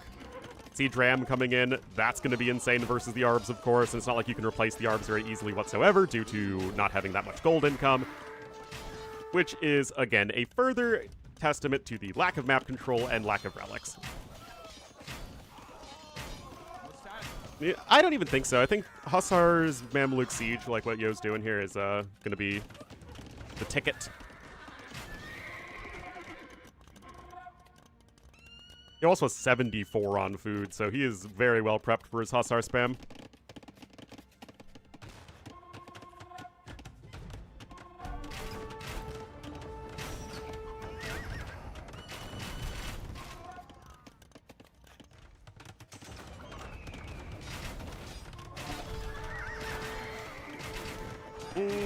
That's a little bit of the S word, it must be said.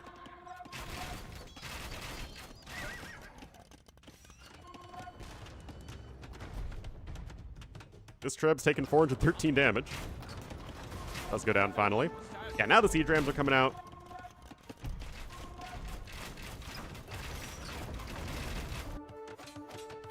Yeah, the big thing here for Yo is just trading down the Arb numbers with his better army.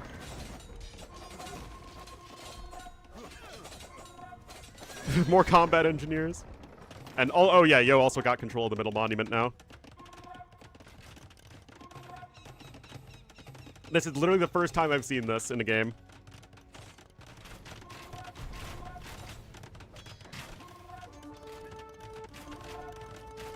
Generally speaking, you're just not going to win a game of AoE 2 that's 43 minutes long in Empire Wars without Mangudai. Hoarding's coming in here for Yo.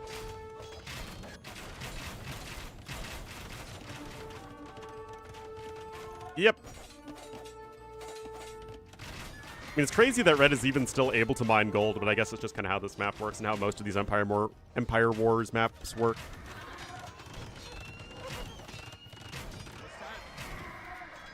Now you're going to try and switch into, you know, some light cav, but it feels way too late.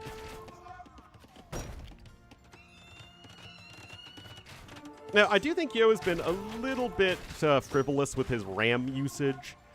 You know, you want the Rams to be next to military units, and that's not really been the case. They've been kind of separated from each other. But again, I really do think that for being in a position that you are, you know, almost certainly going to lose, Dark is really making Yo work for this win.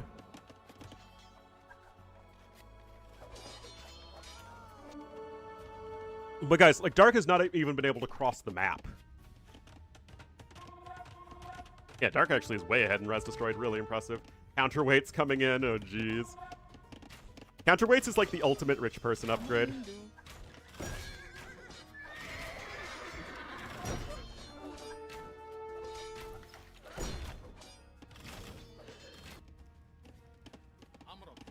Amron.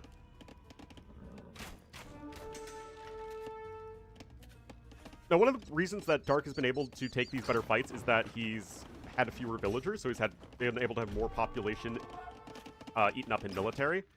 That is not going to be able to last all that long. I think Yo sacked some vills.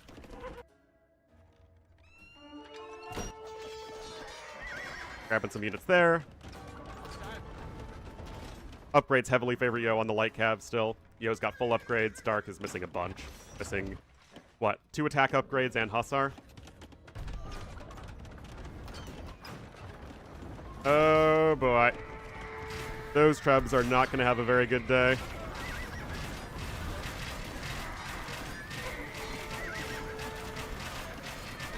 Now, I mean, getting that nice little Tom Nook, you know, is as good as you could hope for, but obviously the Mamelukes say, I don't really care about you.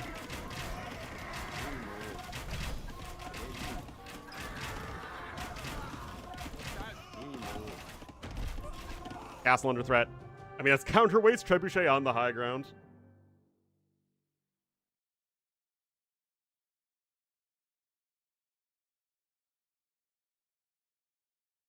And GG is called. Yo gets the win.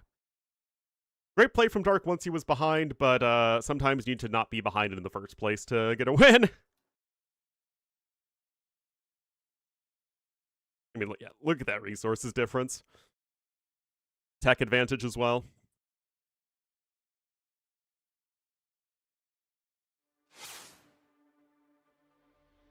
The Arbs became landlords.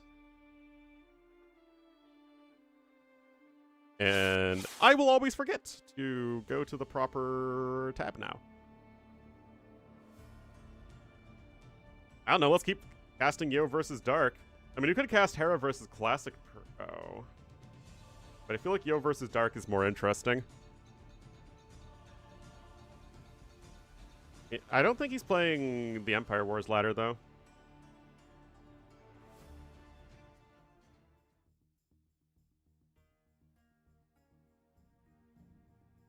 MBL? I don't think MBL's playing right now.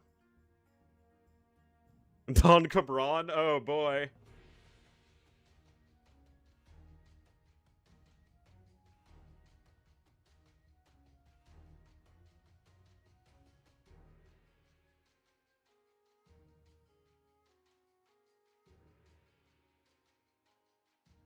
Is MBL force-picking Koreans every game?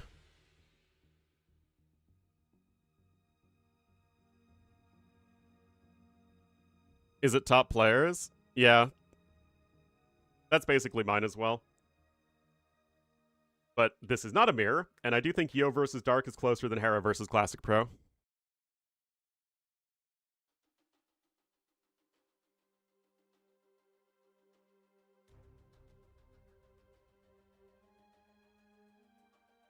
No, the Christmas is over. I mean, it was crazy. I live in a very sleepy suburb. Like, I live in a very boring, quiet suburb. There were fireworks last night, people honking their horns, gunshots, of course.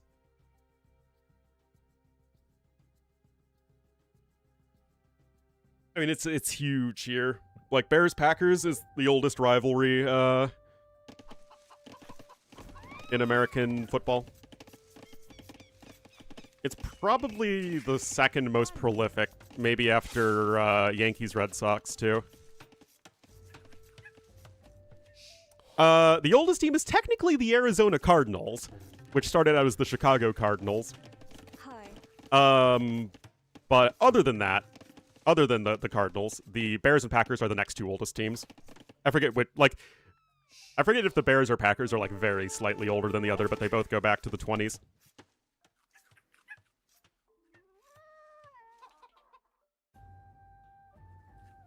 A big rival. Yeah, sorry, da Bears. Hi. But it's definitely, like, the most famous rivalry in American football.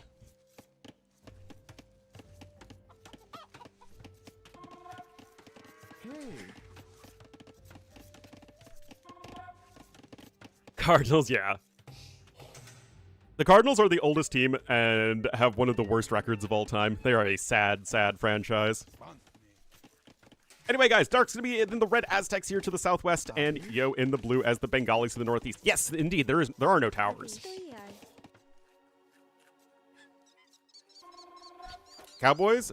That used to be a big one. Like, the NFC East rivalries were really big. These days, it's the Eagles and Cowboys. But yes, they were also some of the big ones, but those ones aren't as old. as Bears Packers. But like these days, the big ones are like Bears Packers, Eagles Cowboys, 49ers Seahawks, Ravens Steelers, obviously. Versus the rest. Yeah, like last bunch of years, it's really just the Eagles being better than everyone else.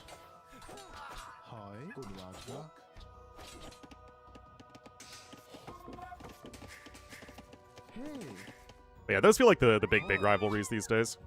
Oh yeah, also the Jets and the Jets. That's the biggest rivalry in all of American sports right there. Yeah, Browns versus success. Bengals versus spending money.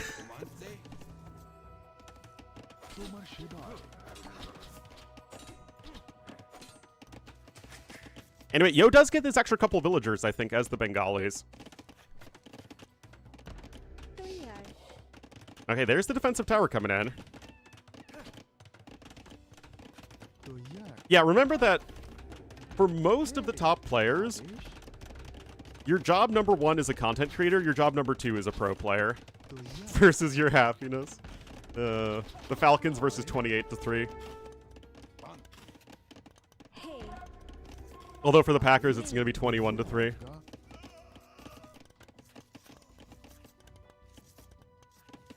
Anyway, lots of archers here for Dark. Is he on double range? Yeah, I think he's on double ranges. So double Aztec ranges, too. Gonna get all those archers out. So numb to that now. Hey, you finished tied for first place in the NFC South. No, it does not give stone. I mean, it's still going to be so good that you will almost certainly win. But, like, if you're in a spot where you can comfortably control this area, you've probably won the game anyway. Versus sound financial decisions? Yeah. I don't know. That is pretty...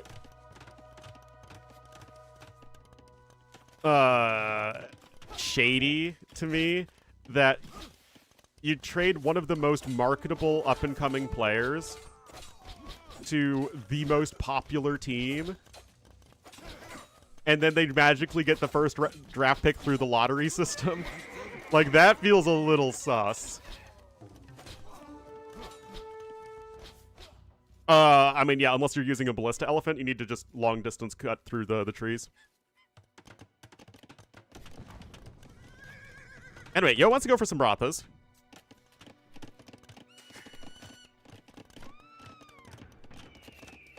I will say, though, once sparse, the Panthers really showed some heart yesterday. I was pulling for them to win. Oh, yeah, Saints-Falcons, also one of the best football rivalries. Forgot about them. But nay. Yeah, that would be my guess, Will, for a Khmer approach on this map. You don't rush up the castle, but once you get the castle down, just get a ballista elephant, cut through, and then get the monument.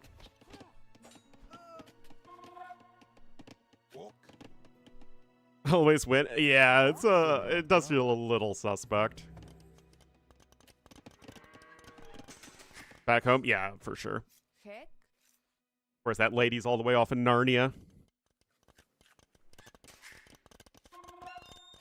Anyway, Dark is still going to be up to Castle Age in just a moment, though. The issue is, like, he's in kind of a weird spot. He's got 2 ranges and 2 barracks. You can't go for crossbowmen plus Eagle Warriors and have them both get upgrades. You don't have the resources for that. Hi. Was he? I think he was. But yeah, Vinch has been grinding a ton recently. Lots and lots of bills going over to stone. Years? Yeah, I mean, that's just how that works out. For any sport with a, you know, draft system.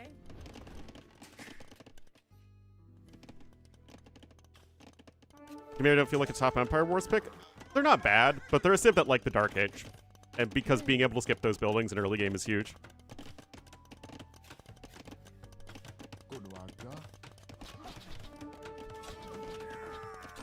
Oh, it's Ratha time. You bet it's Ratha time. Dark is about to feel the wrath of the Bengali army.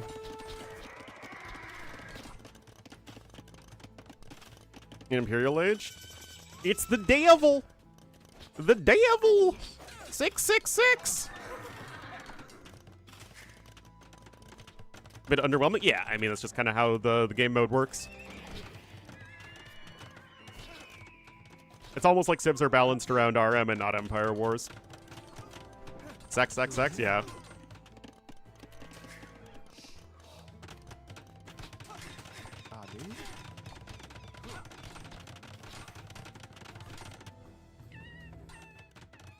Got Husbandry coming in. Now we have some Skirmisher upgrades on the way, so the Archers are just not getting upgraded at all.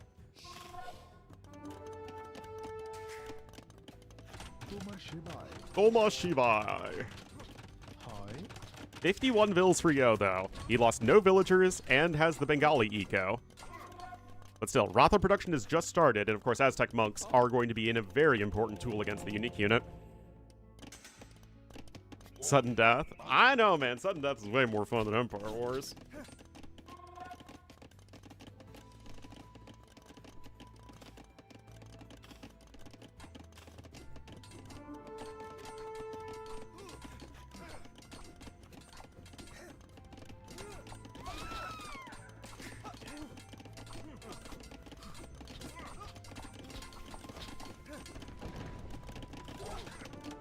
All right.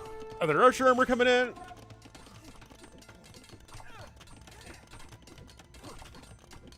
Vil. Like,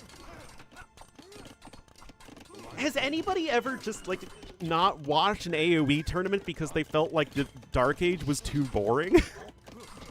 Or, like, League of Legends games are way slower than AoE 2, I thought. In terms of, like, crazy stuff happening in the very beginning.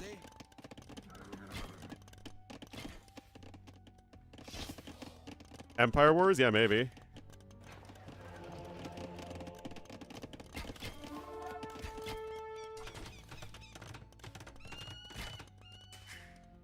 PC number 3 coming in. Mature and patient? Yes, they're not as mature and patient as the League of Legends community.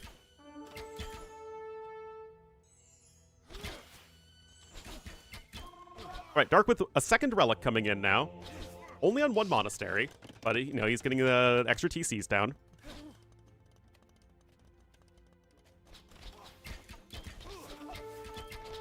Can still happen. But, like, I guess I just don't run into the issue that, oh, AoE 2 is too boring in the early game and I can't enjoy it.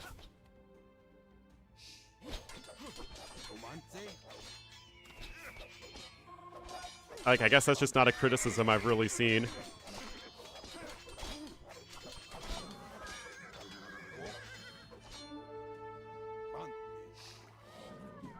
And, like, you know, as the caster should be able to make the early game interesting and find stuff to talk about.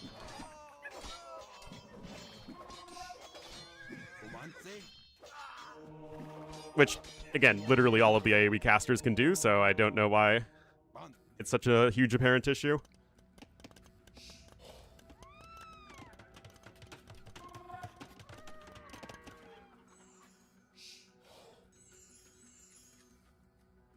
Are almost all AoE 2 viewers our viewers? Oh. Yeah, maybe. But it only takes like 5 or 6 minutes to really get into a game of AoE 2.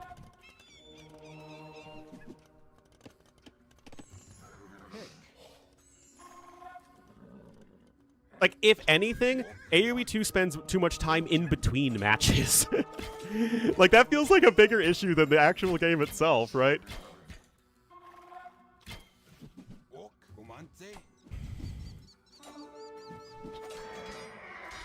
Anyway, only one Ratha conversion thus far, and the Skirmishers are getting taken down. Monk also going to go down, though.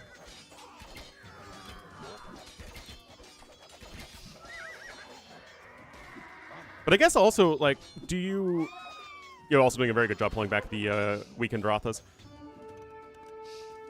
Are there any major esports where people don't play the game? Downtime, slow starts?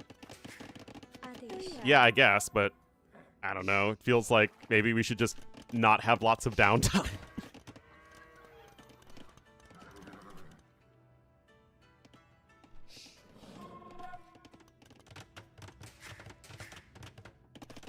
watch all. Yeah, I mean, if anything, I know lots of people who watch AoE 2 who don't play the game.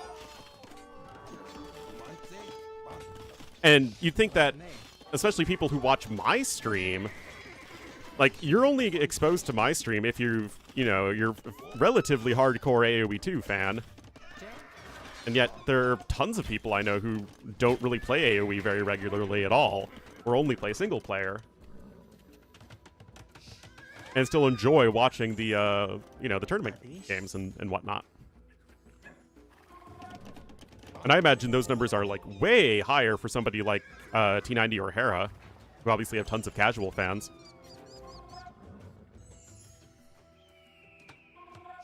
Get into the flow. I enjoy it.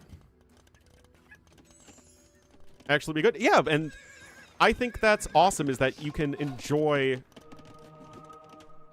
AoE 2 without having to play it. And again, it's my job as a caster to make the game both entertaining and informative so that you can appreciate all the high-level stuff, even though you yourself can't do it, and I can't do it, right? But really? That's surprising. I feel like almost everybody's intro to AoE 2 was T90 or Spirit of the Law.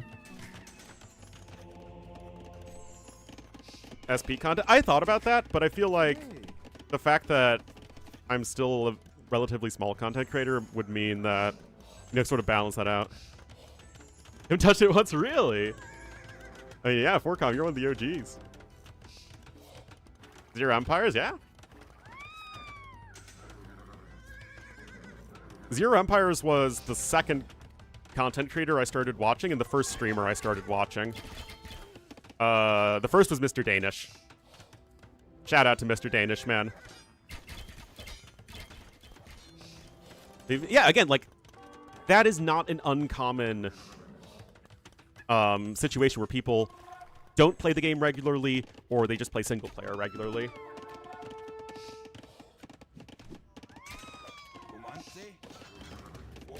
But it's, I think at least watching these top players go at it is very enjoyable. With it to be choosing to do this for a living, at least for the time being. And I think that there's so much you can appreciate and find exciting even without, playing the game.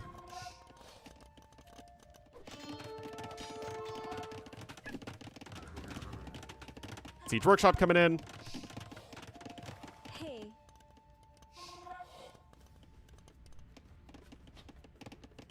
And for a game that you would think would be hyper-aggressive with, the Ratha play and then the Aztec play, it's actually been relatively passive. Yeah, there have been fights here and there, and Yo does have, a very nice KD, but Dark is on his way up to Imp. His eco is very good. Aztecs are still a very solid eco save. And he's just cruising. The question you want to know is, what's he going to do in Imp? He doesn't have a castle. Atlatl skirms sound like they'd be very good, but you still have to worry about all the stuff that Yo can make that kill skirmishers. Remember, your Lycav also gets bonus damage against skirms.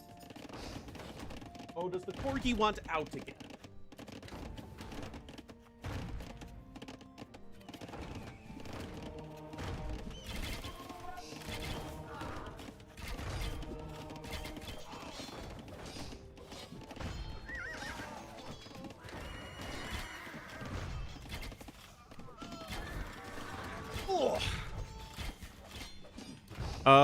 Pikes coming in. Faster attack speed for the Rathas is certainly very important. Stall until fully upgraded. I mean, you want Eagles, generally speaking, but your eco is not really set up to go for Eagle Warriors. And the Eagles aren't going to trade well against the Ratha until they have a ton of numbers. Yeah, Aztecs absolutely have the tools to kill Bengalis in the late game, but we're not there. And right now, guys, the Rathas are coming in. Imp isn't in yet, guys. And, of course, this is the downside, right? You click up to Imp. You don't have a castle until, obviously, like, right now, but that was at the cost of your entire freaking army. And now, 18 villagers killed. The KD is basically 2-1. It's actually slightly better than that. And now Yo coming forward here once again.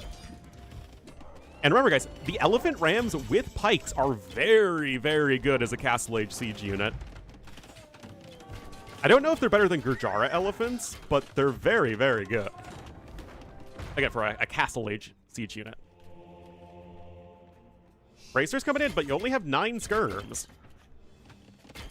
You're trying to make this late Castle Age push work. He's on 2 castles. He's on 4 TCs.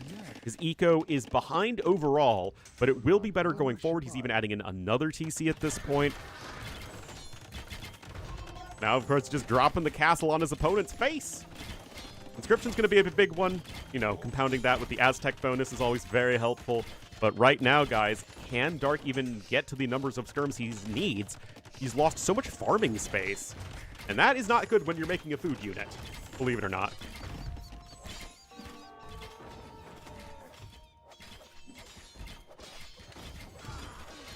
Rotha are fully upgraded as far as Castle Age goes. Those vills are all going down, 25 dead villagers and counting. No Atlatl. No Atlanta, the ATL.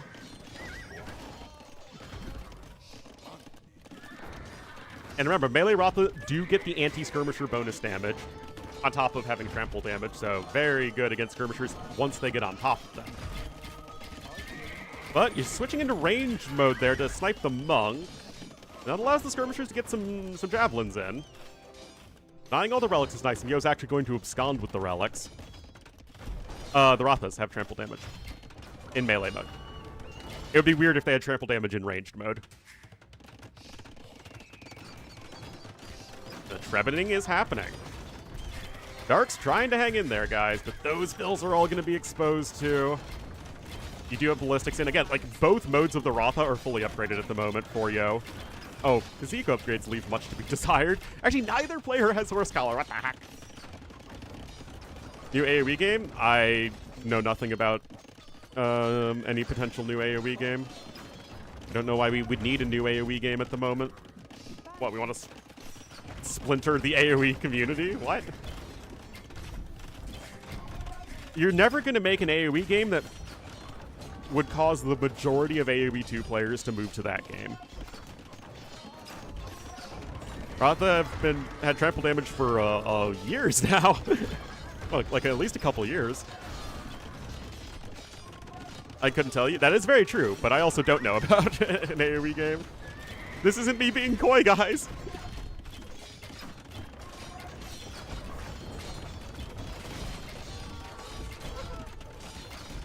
Yeah, Trebs are going down, and I think Yo just might have a few too many units. The Light Cav, of course, again, with that extra damage versus skirmishers, huge boost. Would be the first to know. I don't know about that. Do I like the new civs?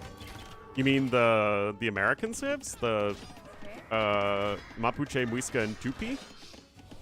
I don't know why so many people are passing judgment on them when we literally don't know anything about them other than, like, some vague bonus effects of their units, but, like, we don't know their bonuses, we don't know their tech trees, we don't know how the bonuses play out, or how they, you know, the mechanics of them. So I don't know why people are jumping all over everything.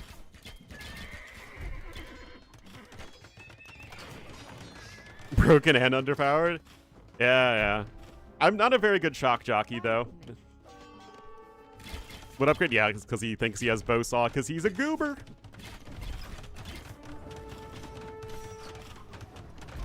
Because the issue is... So first, we have to make the assumption that to...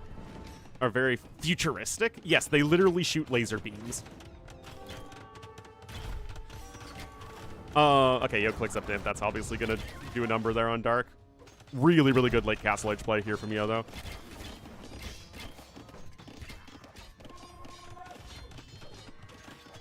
$3K? I mean, that I get, but... Again, I don't want to pass judgment until we actually see how something works. Carrying gold? Yeah.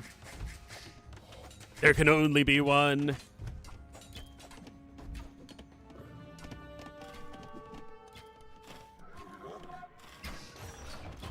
We have a 10% chance? I don't even know about that. About them as well? Hi. I said I didn't like them in the game. I didn't know anything about their actual mechanics. It just turns out I also didn't like that either.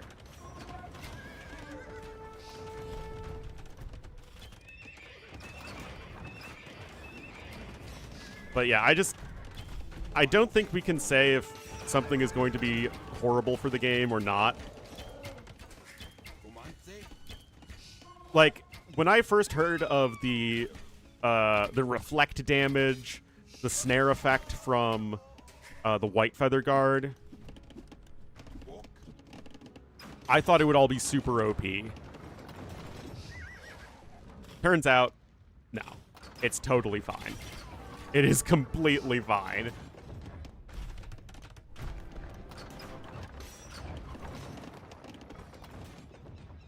But then again, there's also things like traction trebs, which I was worried that would they be too good as a bombard cannon replacement and too bad as a trebuchet replacement, and that's kind of the case. I said that heroes would either be overpowered or useless, and of course they're pretty much useless right now.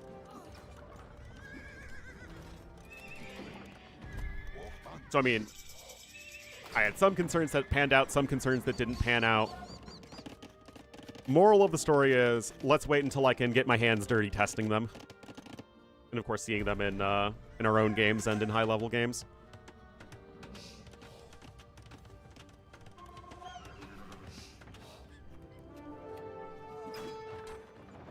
Yes, Yo isn't, but Yo is also extremely far ahead. He's just waiting for his upgrades to come in. Dark barely has any gold income as Aztecs. That's pretty bad. Why are they in the game? Oh, yeah. Somebody was saying that they don't like how there are 2 new unique units or new regional units. Yeah, okay. So the thing with that...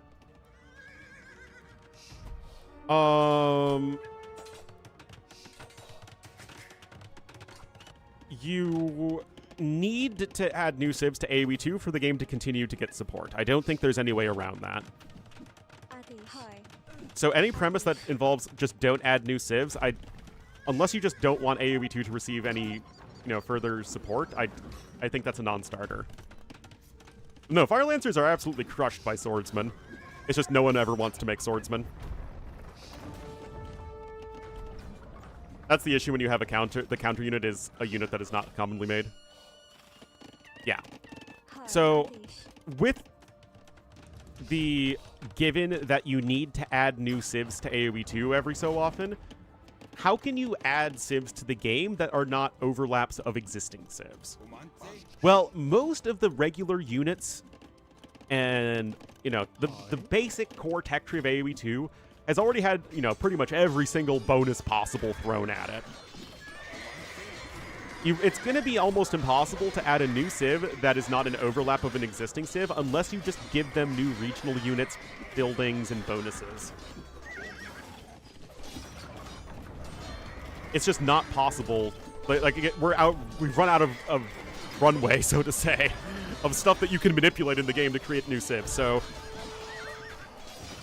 again, you need new civs, and for new civs, there need to be new mechanics, otherwise, like I said, you just don't have anything to manipulate. Hey.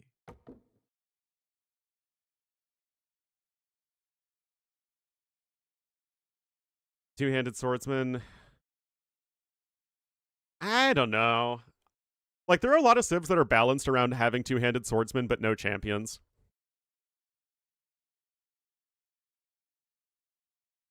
I think that having two-handed swordsman is fine.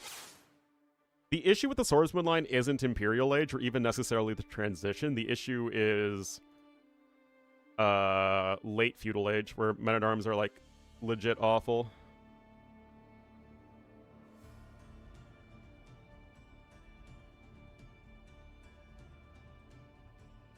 A three-handed swordsman? I think that would be totally fun.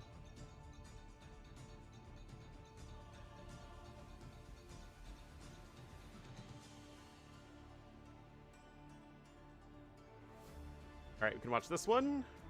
Jordan versus Dark. Never realized I need champs, then it...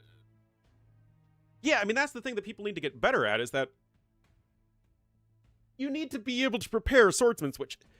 And I think the Mayans game we casted of Hera earlier is a great example of this, where people can tech into Eagle Warriors. It's basically the same amount of time to tech into fully upgraded Eagles as it is to tech into Swordsmen when you're not going for those units in the first place. Archer attack upgrades? Yeah, that would be almost impossible to balance because insta-fletching archers in Feudal Age would be extremely unfun to deal with. That would be awful, man.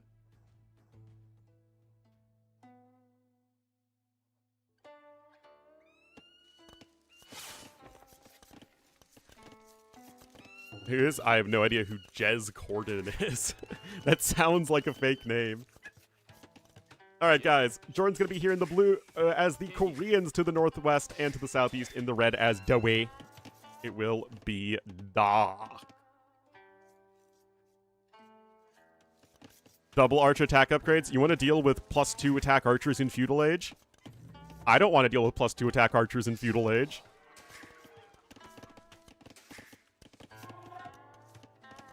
Why not cast Yo? Yo's not playing right now.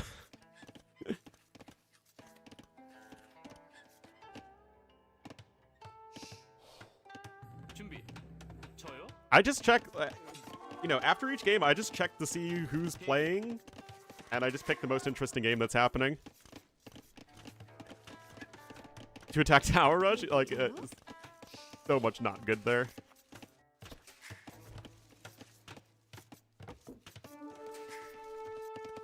Oh boy, Scout on Scout action.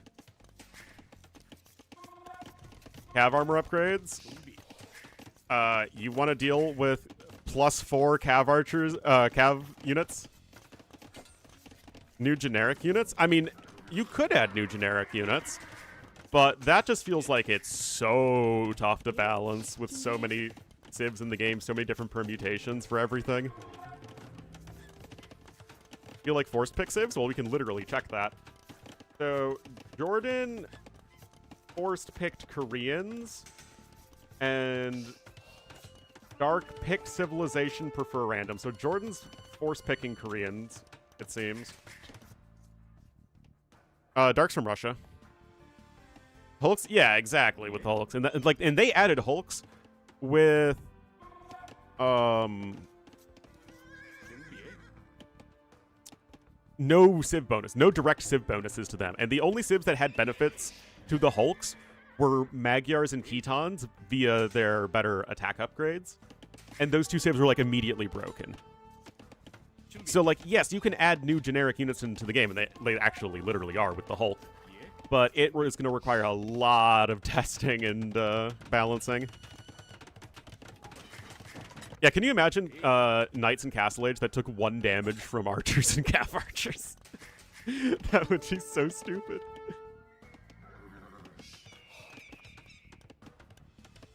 With an 80% win rate? Yeah, that was not a very balanced upgrade.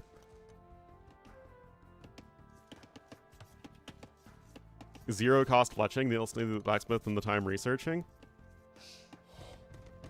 I don't know.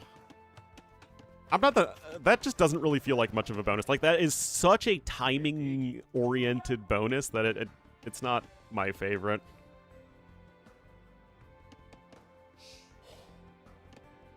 Oni-chan! Indeed.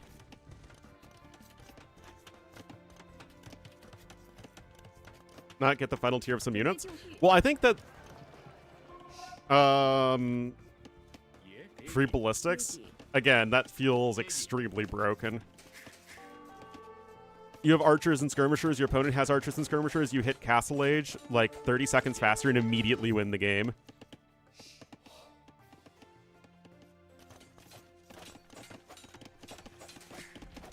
It's very, very, very tricky to balance, like, free archer attack upgrades because it's such an inherently, like, timing and power spike oriented unit.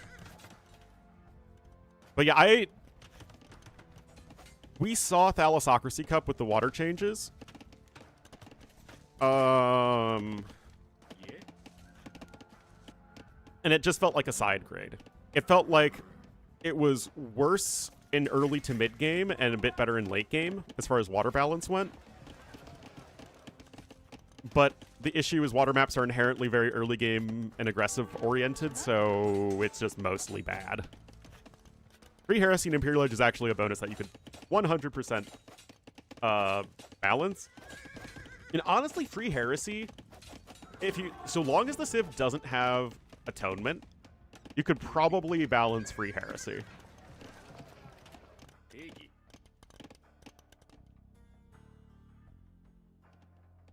I don't think that would be very fun to go up against, but yeah, it's doable. No attack, kind of, but no bracer. I mean, it's that sort of thing. Like, bonuses with the downside is just not very consistent with AoE 2 design. The only negatives, so to say, or malices in AoE 2 are the civs that have very powerful eco bonuses in the Dark Age. Which, ironically, are all old school civs. Mayans, Huns, Chinese.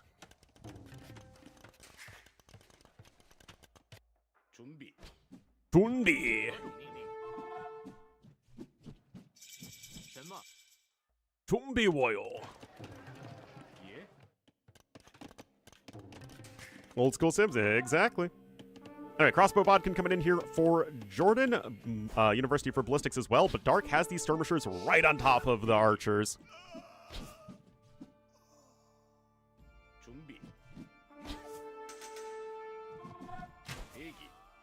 Iggy. Yeah, Dark gonna kill all of them.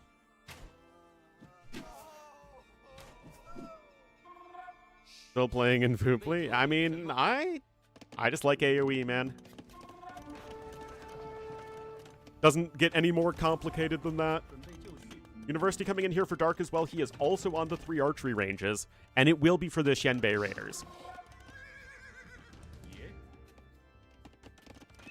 When the way exists, why even bother picking Franks, man?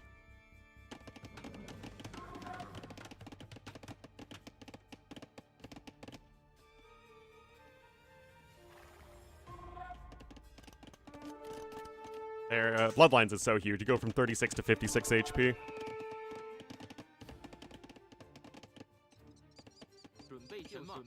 But yeah, the water rework is just done because a lot of people hate water maps, and the devs want to make water maps more popular, or at least water feel more diverse. Okay, so he is still getting Elite Skirmishers, Dark. So even though he probably just wants to be sticking with the Shenbei Raiders, he's at least saying, you know what? I still need to not die here. And gonna get at least a couple vills right there.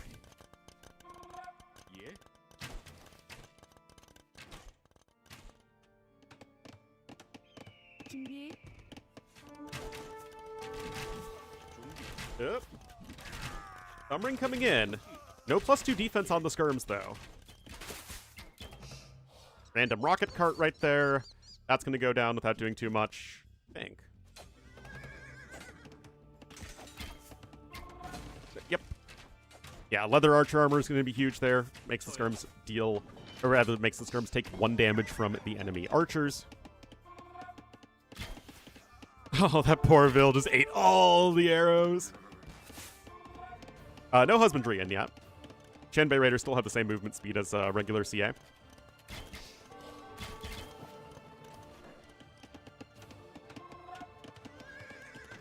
So right now you're just missing Thumbring and Husbandry as the only upgrades that the Shenbei Raiders are lacking at the moment. Siege Workshop coming in for our Wei player.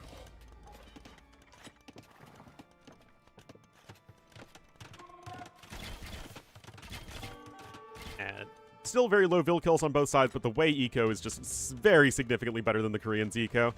Looks like several Shenbei Raiders went down on the other side, though, and it's gonna still be a tricky situation to try and deal with this push from Jordan.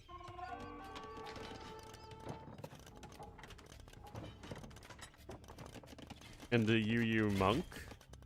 Indeed. Well, I mean, there are also 2 siege unique units with organ guns and Hussite wagons. Just, yeah, that are just straight up siege unique units. But yes, lots of infantry unique units. Because those are the easiest types of units to give wilder effects to, because they're infantry is inherently not that super exciting. I was just talking like castle unique units, not upgrades to existing units. I mean, it just depends on what you want to count.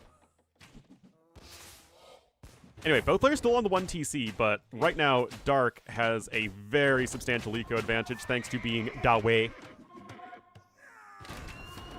Like Arumi? Exactly. There's just more design space for infantry. Which is fine. Like, even back in the day, it's a lot easier to balance HP regeneration for an infantry unit on as the Berserk than it is to do with a cavalry unit, which can run away from fights very easily, or an archer unit that can stay away from damage more easily.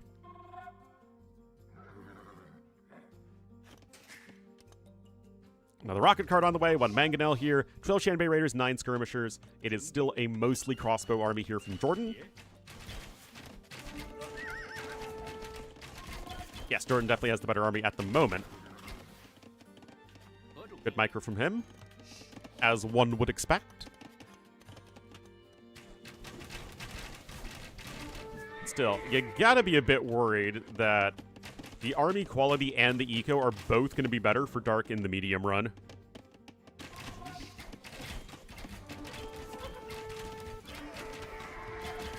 Past days. I think Dark is probably just a bit of a better player than Jordan in general at the moment. Although he's still inconsistent, so who knows with Dark. Oh, I mean, that's like, okay, Micro. I mean, this is as good of a fight as you could ask for as Jordan. Okay, not if he doesn't snipe the Mangonel. Oh my god, as he's not sniping the Mangonel. Wait, Stone Shaft Mine. Oh yeah, just get the extra villager as much as the eco boost. Tower there defensively, castle coming in, and this is where I think there's going to be a very real issue for Jordan, is that in dealing with the Tiger Cavalry, as Tiger Cavalry are amazing in Castle Age against Archer Civs. Scale Barding Armor coming in. And they can just snowball out of control super fast. Yeah, of course the castle allows you to counterattack more easily for sure. MBL is ongoing. Well, it wasn't at the start. Key West wants to 14. Okie dokie.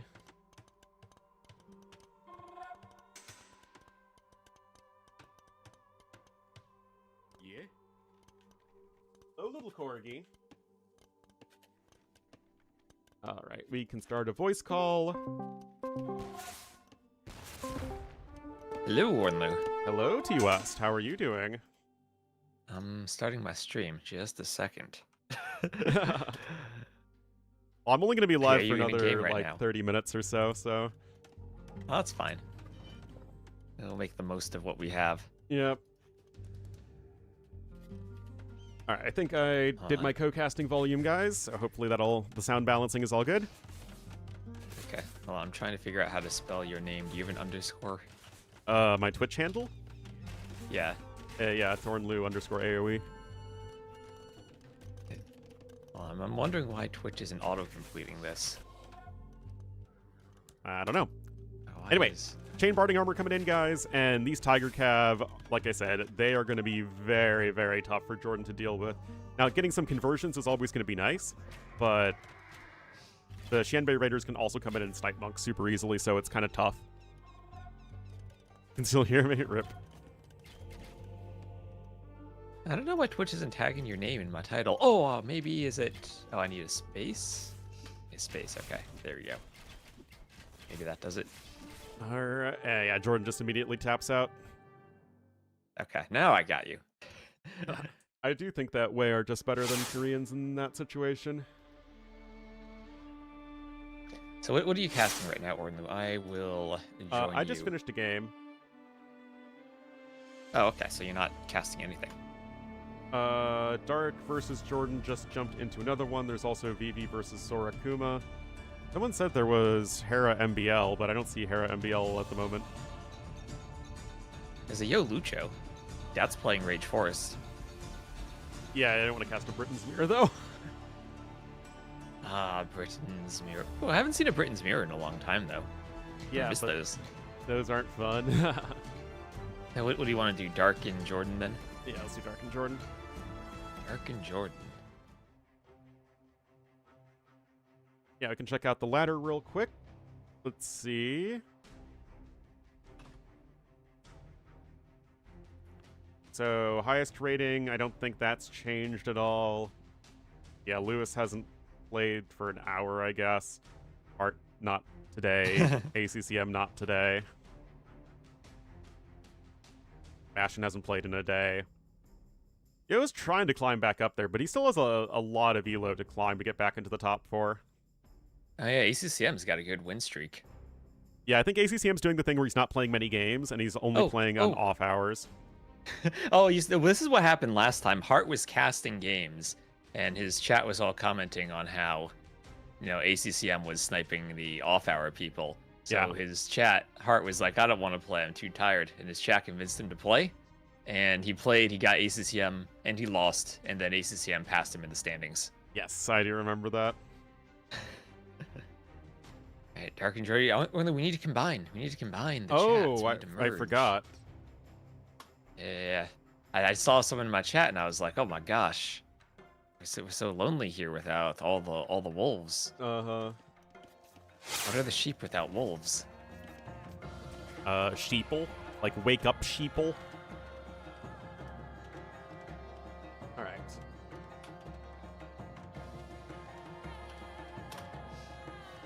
Okay, while we do that, I also want to get my capture age overlay set up. OBS. Wait. No. Code. Why are you building the code? Wait. Oh, there we go. jeez. Code.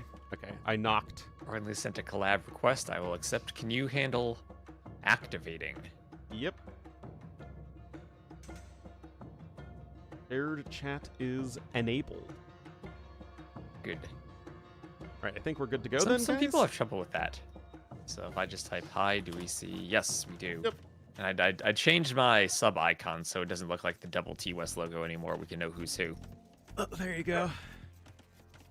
Oh, is that a dash I heard? Oh, it was a dash. Very exciting. I think he just left me. Feels bad, man. Aw. Anyway, guys, here we Alright, are. so Crownwood, Dark, and Jordan. I don't know about you, but I think Crownwood has been one of my favorite maps, as Dark's going to lose a Vil to a couple of Jordan's scouts while he's walling up not in time. 2 minutes into the game, and he didn't wall fast enough for them. That's what Empire Wars gives you. That's Empire Wars in a nutshell for you, but yes. I do think that Crownwood is one of the better maps. That one and Ramp. Woof. Yes. Ornlu's got a Hold crown. on! We got a dog in the background. Ornlu not giving his dog his stick to play with, apparently. So we'll have a scout fight that each player will lose a scout in. And hello everyone in chat. Hello. Yes, hello everybody. Dark is now, he's still a villager ahead thanks to the eco bonus of Dawei, but Jordan scouts with the faster attack speed are going to be very, very good in head-on engagements. Yeah, I like the little flowers around the rock clumps. I actually stole that, and I did it in a couple of TTL maps. Flowers around By that, I mean one TTL Oh, map. yes, I see. Yeah, I think Very it's really pretty. But yeah, what I like about this map and what I like about Rampart are that they are aggressive maps without feeling like they're artificially made to be aggressive with rocky terrain. Yes. Right. It feels like this map could very well be made an actual random map instead of the set very fixed hill locations that it has. Yeah, exactly. With a bit of love, it could be randomized a bit more. Yep. Well, as things stand, late Feudal Age is not really going to be where the Wei shine against the Jurchens. Like, yeah, your eco is in theory better, although losing the 2 villagers basically completely nullifies that for Dark. But you have no real military bonus at this point as the Wei. You need to get to Castle Age.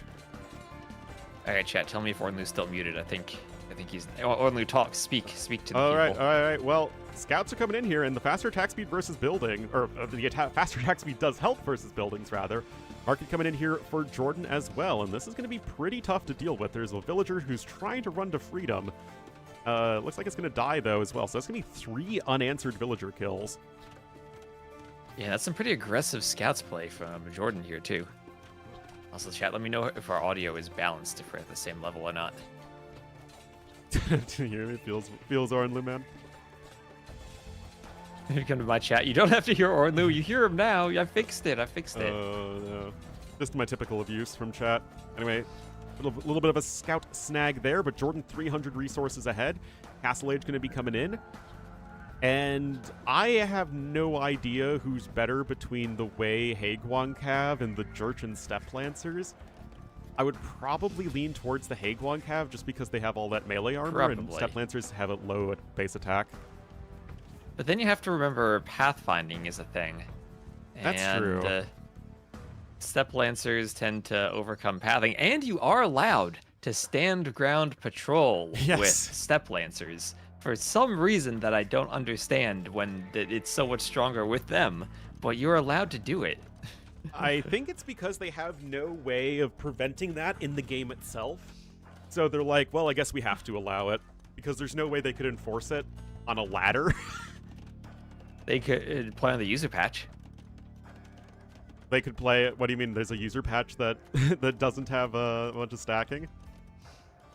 Yeah. The original game didn't have all this stacking. Yes, I'm sure that it would be very popular for Microsoft to not use their updated game for their own tournament.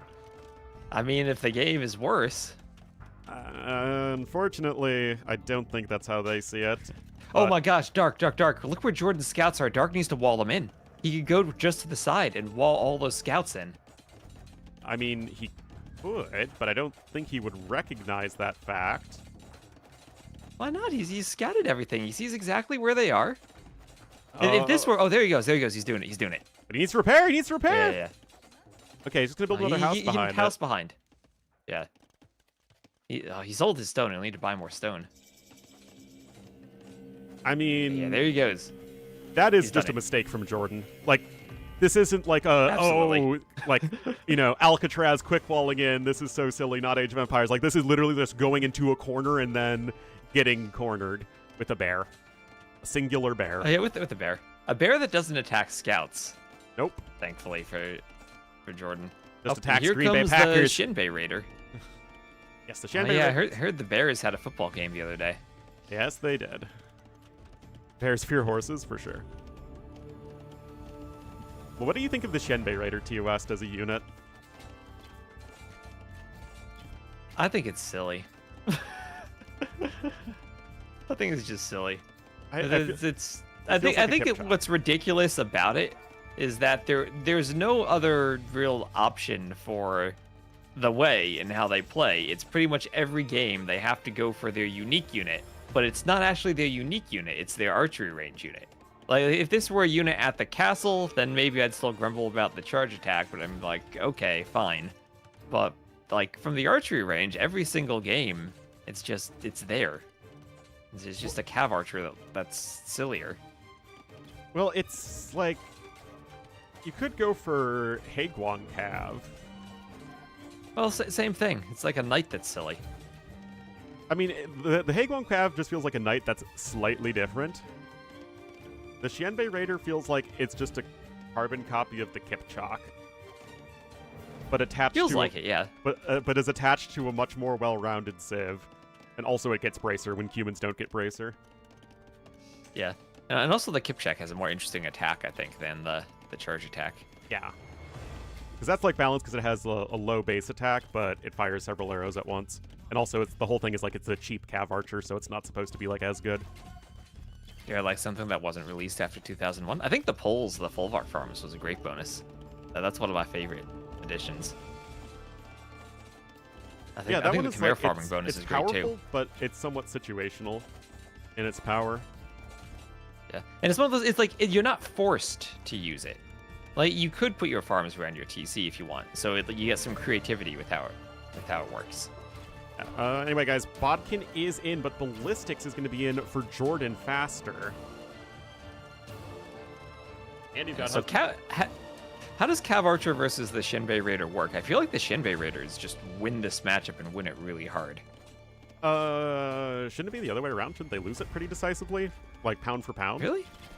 I mean, they have... I mean, I feel like I'd see more Cav Archers than Shinbei Raiders if that were the case. Well, only one Civ gets Shenbei Raiders, and most of the other Civs get Cav Archers. I mean, in the matchups with Wei versus other Civs, I mean, every Civ goes Cav Archers these days. Yeah. And Aztecs, too. And Wei are just going for their unit that is in place of a Cav Archer. Well, I mean, to be fair, that's just the high ground coming in. Yeah, he's just going to Obi-Wan this fight. Yep. And remember, guys, that an advantage for the Shanbei Raiders is that they have a much higher base accuracy than Cav Archers do, pre-Thumb Ring.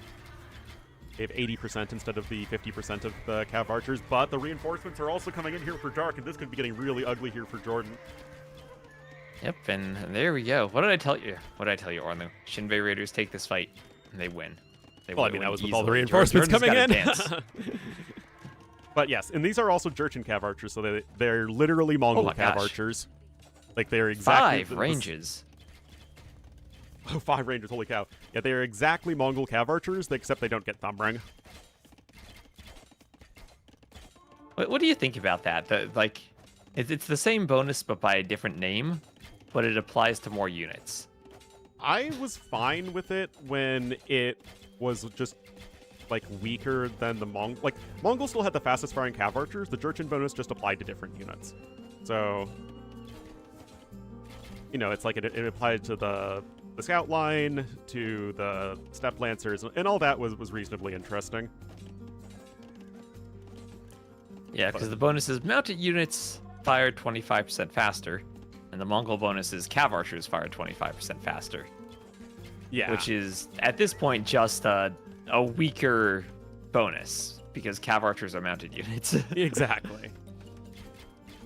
And yes, Mongol CA are good. But Mongol Cav Archers get Thumb Ring, right? So there is at least some difference there. Whereas the Jurchen Cav Archers are stuck at, they cap out here at the 1.6 reload time. Yeah. Anyway, as you can see... I don't think he wants to stand and fight. I think he needs to shoot and run away, and then wait for the charge attack. Yeah, like if you stand and fight, the Cav Archers win, but it's the charge attack that really makes these things interesting, or powerful, rather, for fighting against Cav Archers. Yep. Handcart also in here for Jordan. Actually, also for Dark, but he gets the extra villagers as well. And this is where I think there's going to be a real issue for Jordan once again, just like the last game. I don't know if you saw any of it, TUS, but it was Koreans versus Wei. And Jordan ran into the issue where Koreans just didn't have an eco bonus, and Wei have a very good one. Okay, and Jordan didn't go for the Fire Tower Siege Lancer play, which maybe he's just not doing that. The Fire Tower Siege Lancer? Oh, yeah. man. Fire. I'm so ready for my Fire Towers and my Siege Lancers. That's exactly what it is. All right. Again, in Jordan this head-on fight, Jurchens. the Jurchen CA should be a bit better. Now, there are 3 more, I literally almost said Kipchoks, Shanbei Raiders. Shinbei Raiders, yeah. So, no range for Jordan. I mean, how many ranges are we looking at? It's 4 ranges versus 5. 6. That's his 6. Oh, that is number 6. Holy more cow. Cav Archers. And here we go. Big fight coming in.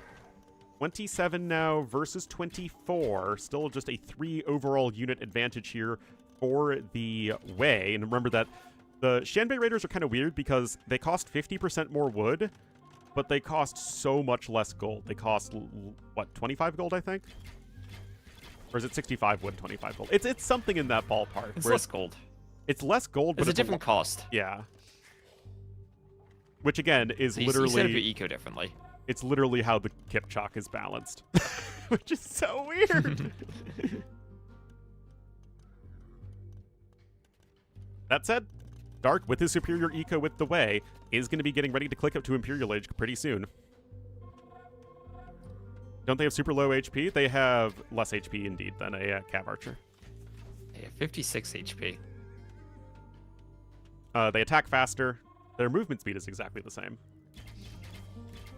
But they're supposed to be like a cheaper, weaker Cav Archer that attacks faster and has the arrow volley thing. Oh, and Danny, thank you very much for the raid. We are here with Ornlu casting some Cav Archer Shinbei Raider madness. Oh, yeah. But now that Thumbring's in, the Shenbei Raiders attack even faster than the Jurchen Cav Archers now.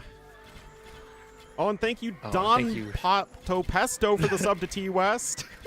Yes. Chat, you can tell me if my alerts work. I actually didn't hear that. I need to monitor my alerts. All right, guys, hold on. Big fight happening here. There is still a slight numbers advantage here for the Jurchen player.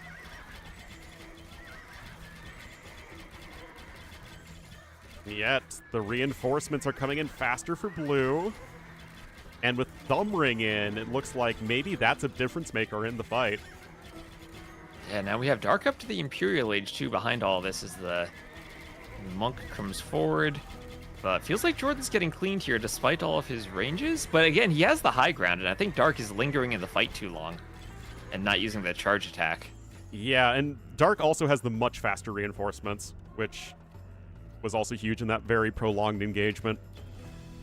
Yeah, that's an important part. You pull back, not only do you regroup with your reinforcements, but you're also charging up your charge attack. Yeah. And now, I thought he was winning that fight hard. It looks like Jordan's turned it around.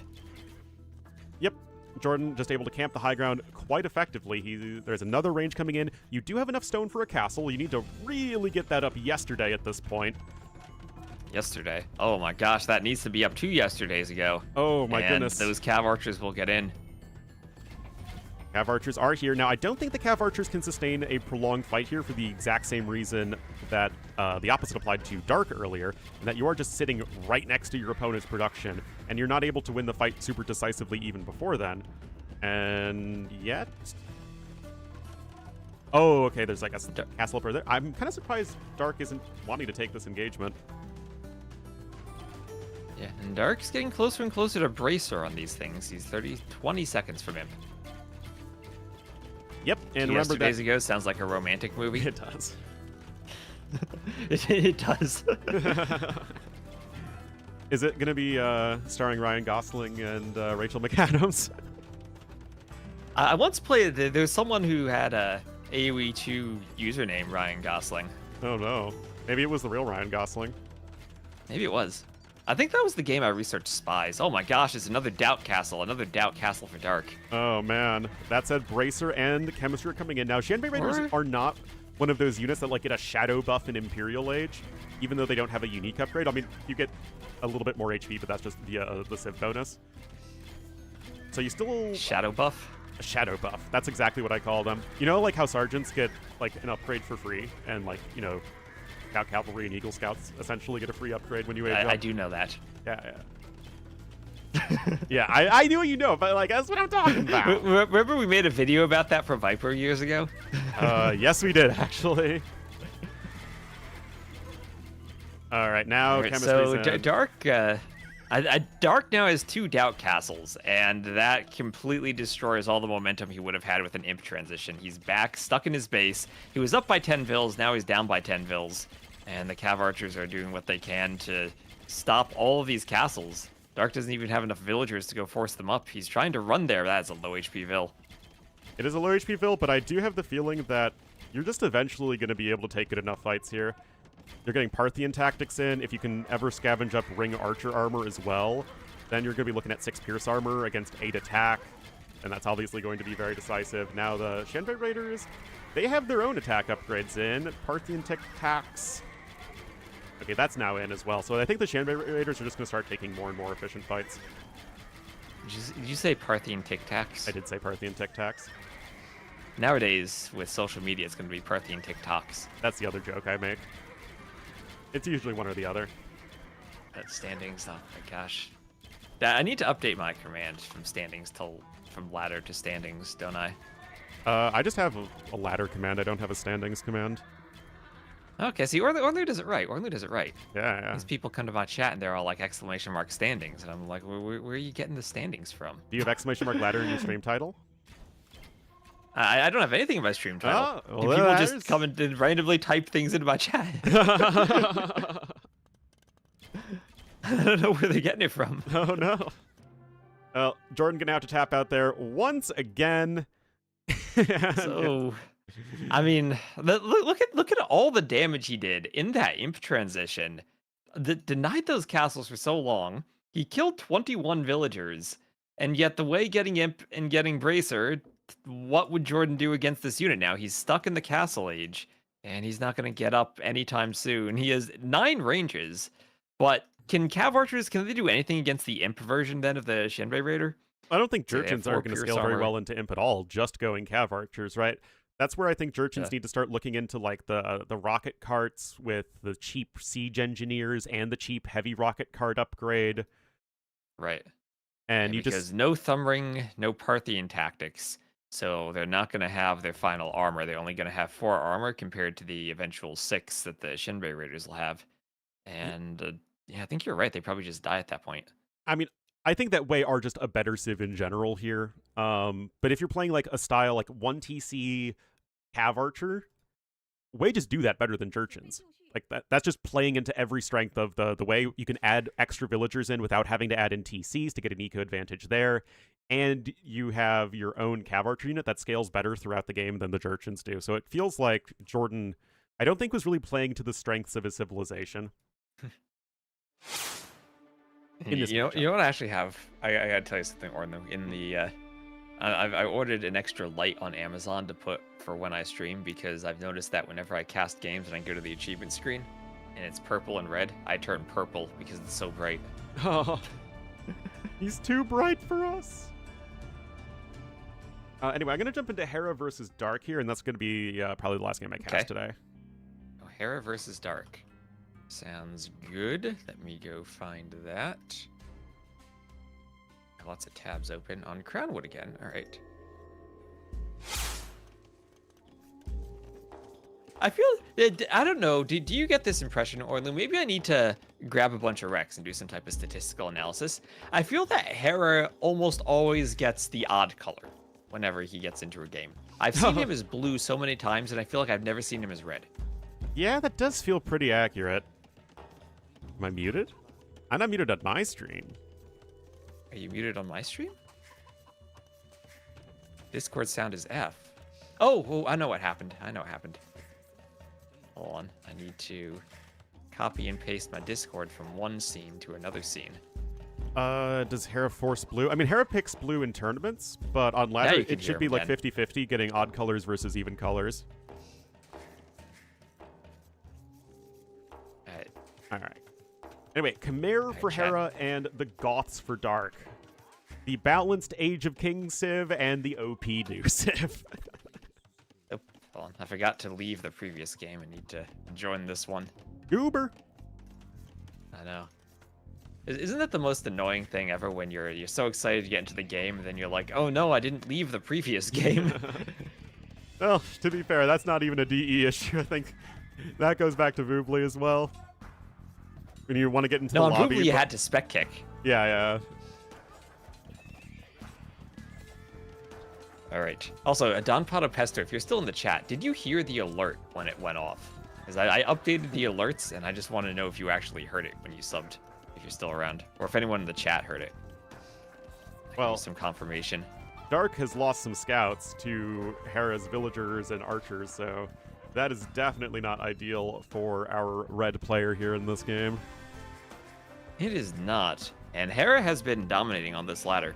#1 spot, and by far. I saw he hit 1800 and was the only player in the 1800s and was working his way towards 1900 last I checked. Yeah, he's almost 1900 right now. He has an 80% win rate. Also, Zero Zabias gifting the sub to AoE Yinzer. Welcome to the T-West I need to up the fan volume. club. Need to up the volume of the alerts. You heard something. I have some campaign quotations, but they were too quiet. Let me up the volume there. feels bad. Anyway, Villager is killed on both sides now.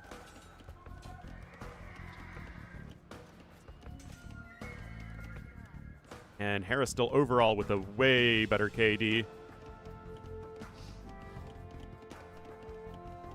I'll just keep doing the alerts. But you only get me for one more game today. I can't keep doing the Oh, alerts. You can come back tomorrow. I'm probably going to stream for like 12 hours. Oh boy.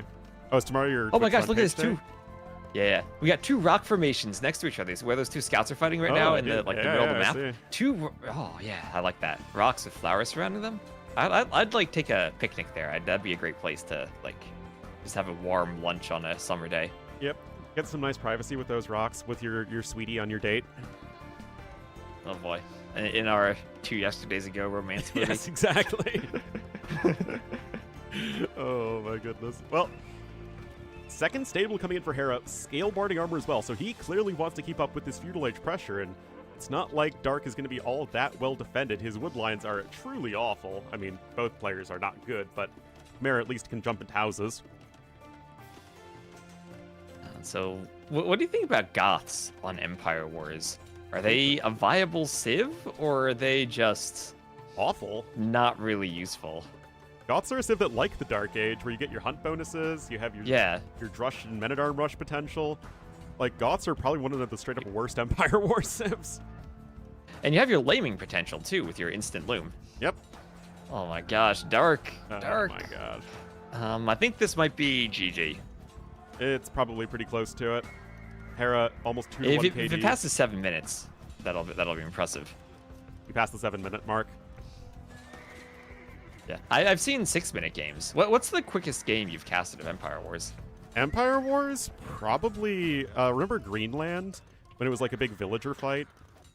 Oh, Greenland. I've seen like a 3-minute game. Yeah, that's, Yeah, and there we rough. go. 7:29. Okay, I'm gonna look at the stats in chat. Tell me that you still hear Ornlu. Ornlu, speak to the people. I will speak to the people. All right, I think did y'all hear him? I think you heard him. All right. Nice, so that's at 22 to 12 KD for Hera. People here, yes. All right. And more res collected. But you know what Dark did better? He explored more of the map. He did not there forget you to go. keep exploring the map. There ya go. Well, unfortunately, I'm going to be heading off now to West, so... You don't have time for one more? That was only 7 minutes. All right, fine. I'll do one more. I'll do one more. Let's see. We got some options. We got Barles and Leary on Karsts. We got Jordan and Husiel on Crownwood. We have Lucho and Dark on Thames. And we also have Doubt on Rage Forest. I'm not going to be doing Rage Forest. Let's jump into Barles and Leary. Barles and Leary. Let's go.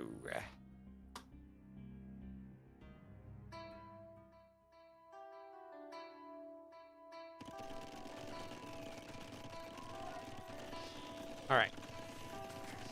So, they're like 6 IRL minutes into this game, guys. Leary going to be in the yellow as the Lithuanians, as we now have Karsts in the map pool, and Barles going to be in the blue as the Spanish here to the northwest. Updating the scoreboard. Right, there we go. Yeah, Doubt's playing 4v4 Rage Forest. He is actually pretty high. Wait, let me just check the standings. Where is Doubt on the ladder? Doubt's actually... He's yeah, number 7. Yeah, no, he's doing pretty well. He's 7 on the ladder. Got a huge win streak. And of course, he's Doubt. That's Imagine Doubt qualifies through the ladder. That would be a shocker, and also very exciting. Oh, Plotter goes thanks for the raid. Oh, thanks for raiding Ornlu. Yep. All right, for realsies the last game, and it will be Castle Age on the way here for Barles. Looks like we missed very little from the game so far. Yes, one villager was lost by Barles, but that's not the end of the world. And Lithuanians I mean, you are say another we civ missed that very, like Dark very Age. little, but by the time we've caught up, it is longer than the previous game. Well, just how that works out. The moral of the story is Barles is going to get to Castle Age. He can drop the castle to make conquistadors in safety.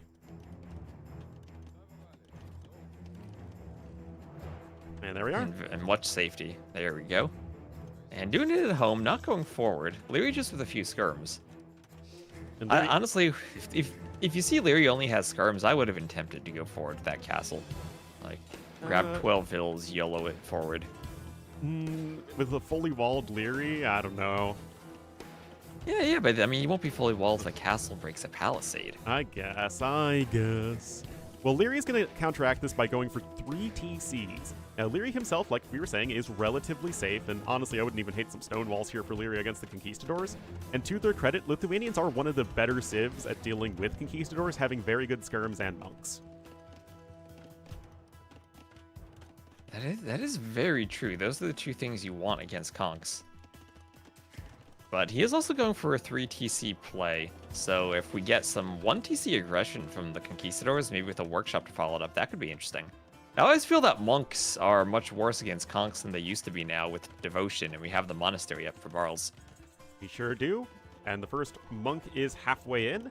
Conquistador numbers are slowly climbing. Elite Skirmisher going to be in here for Leary. He also has Bodkin already, and is going to try and just add those extra TCs and rely on those to help protect the villagers, and honestly, I think that's going to be pretty darn good. He's going to have ballistics as well, and the opportunities for Barls to do damage seem quite low. Yeah, the civ names are down here, Mouse Puddles. Yeah, the civ names are at the bottom right.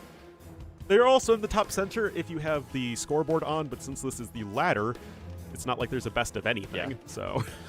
Yeah, I tried to clean up the scoreboard because there's no best of anything. Yeah. Anyway, skirms are here. They are going to fling their javelins at the Conquistadors. No kills for them thus far. Siege Workshop going to be coming forward here as well. Monk going to be scrounging up a relic, but Leary already taking a fairly substantial eco lead.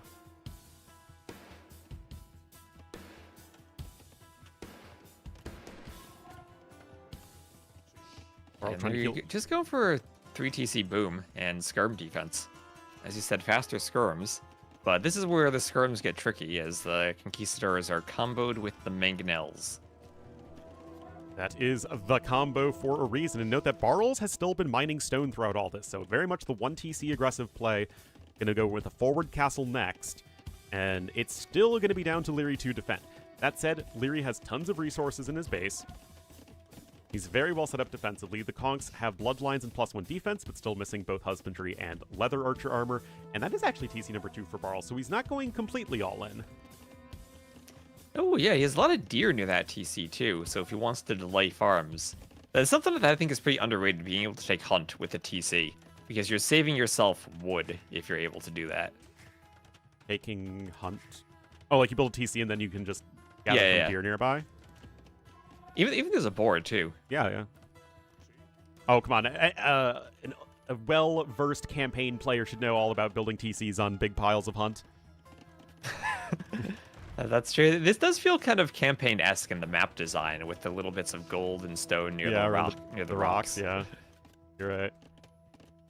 Yeah, Conquistadors are cav archers in terms of armor class and taking bonus damage, but they have 1 more pierce armor and 5 more HP than regular cav archers do, although they are slower. Yep, but they still do take that bonus damage from skirms or like camel archers that do the bonus against cav archers. Yep. That used to not be the case. In AOC, Conquistadors did not have the cav archer armor class.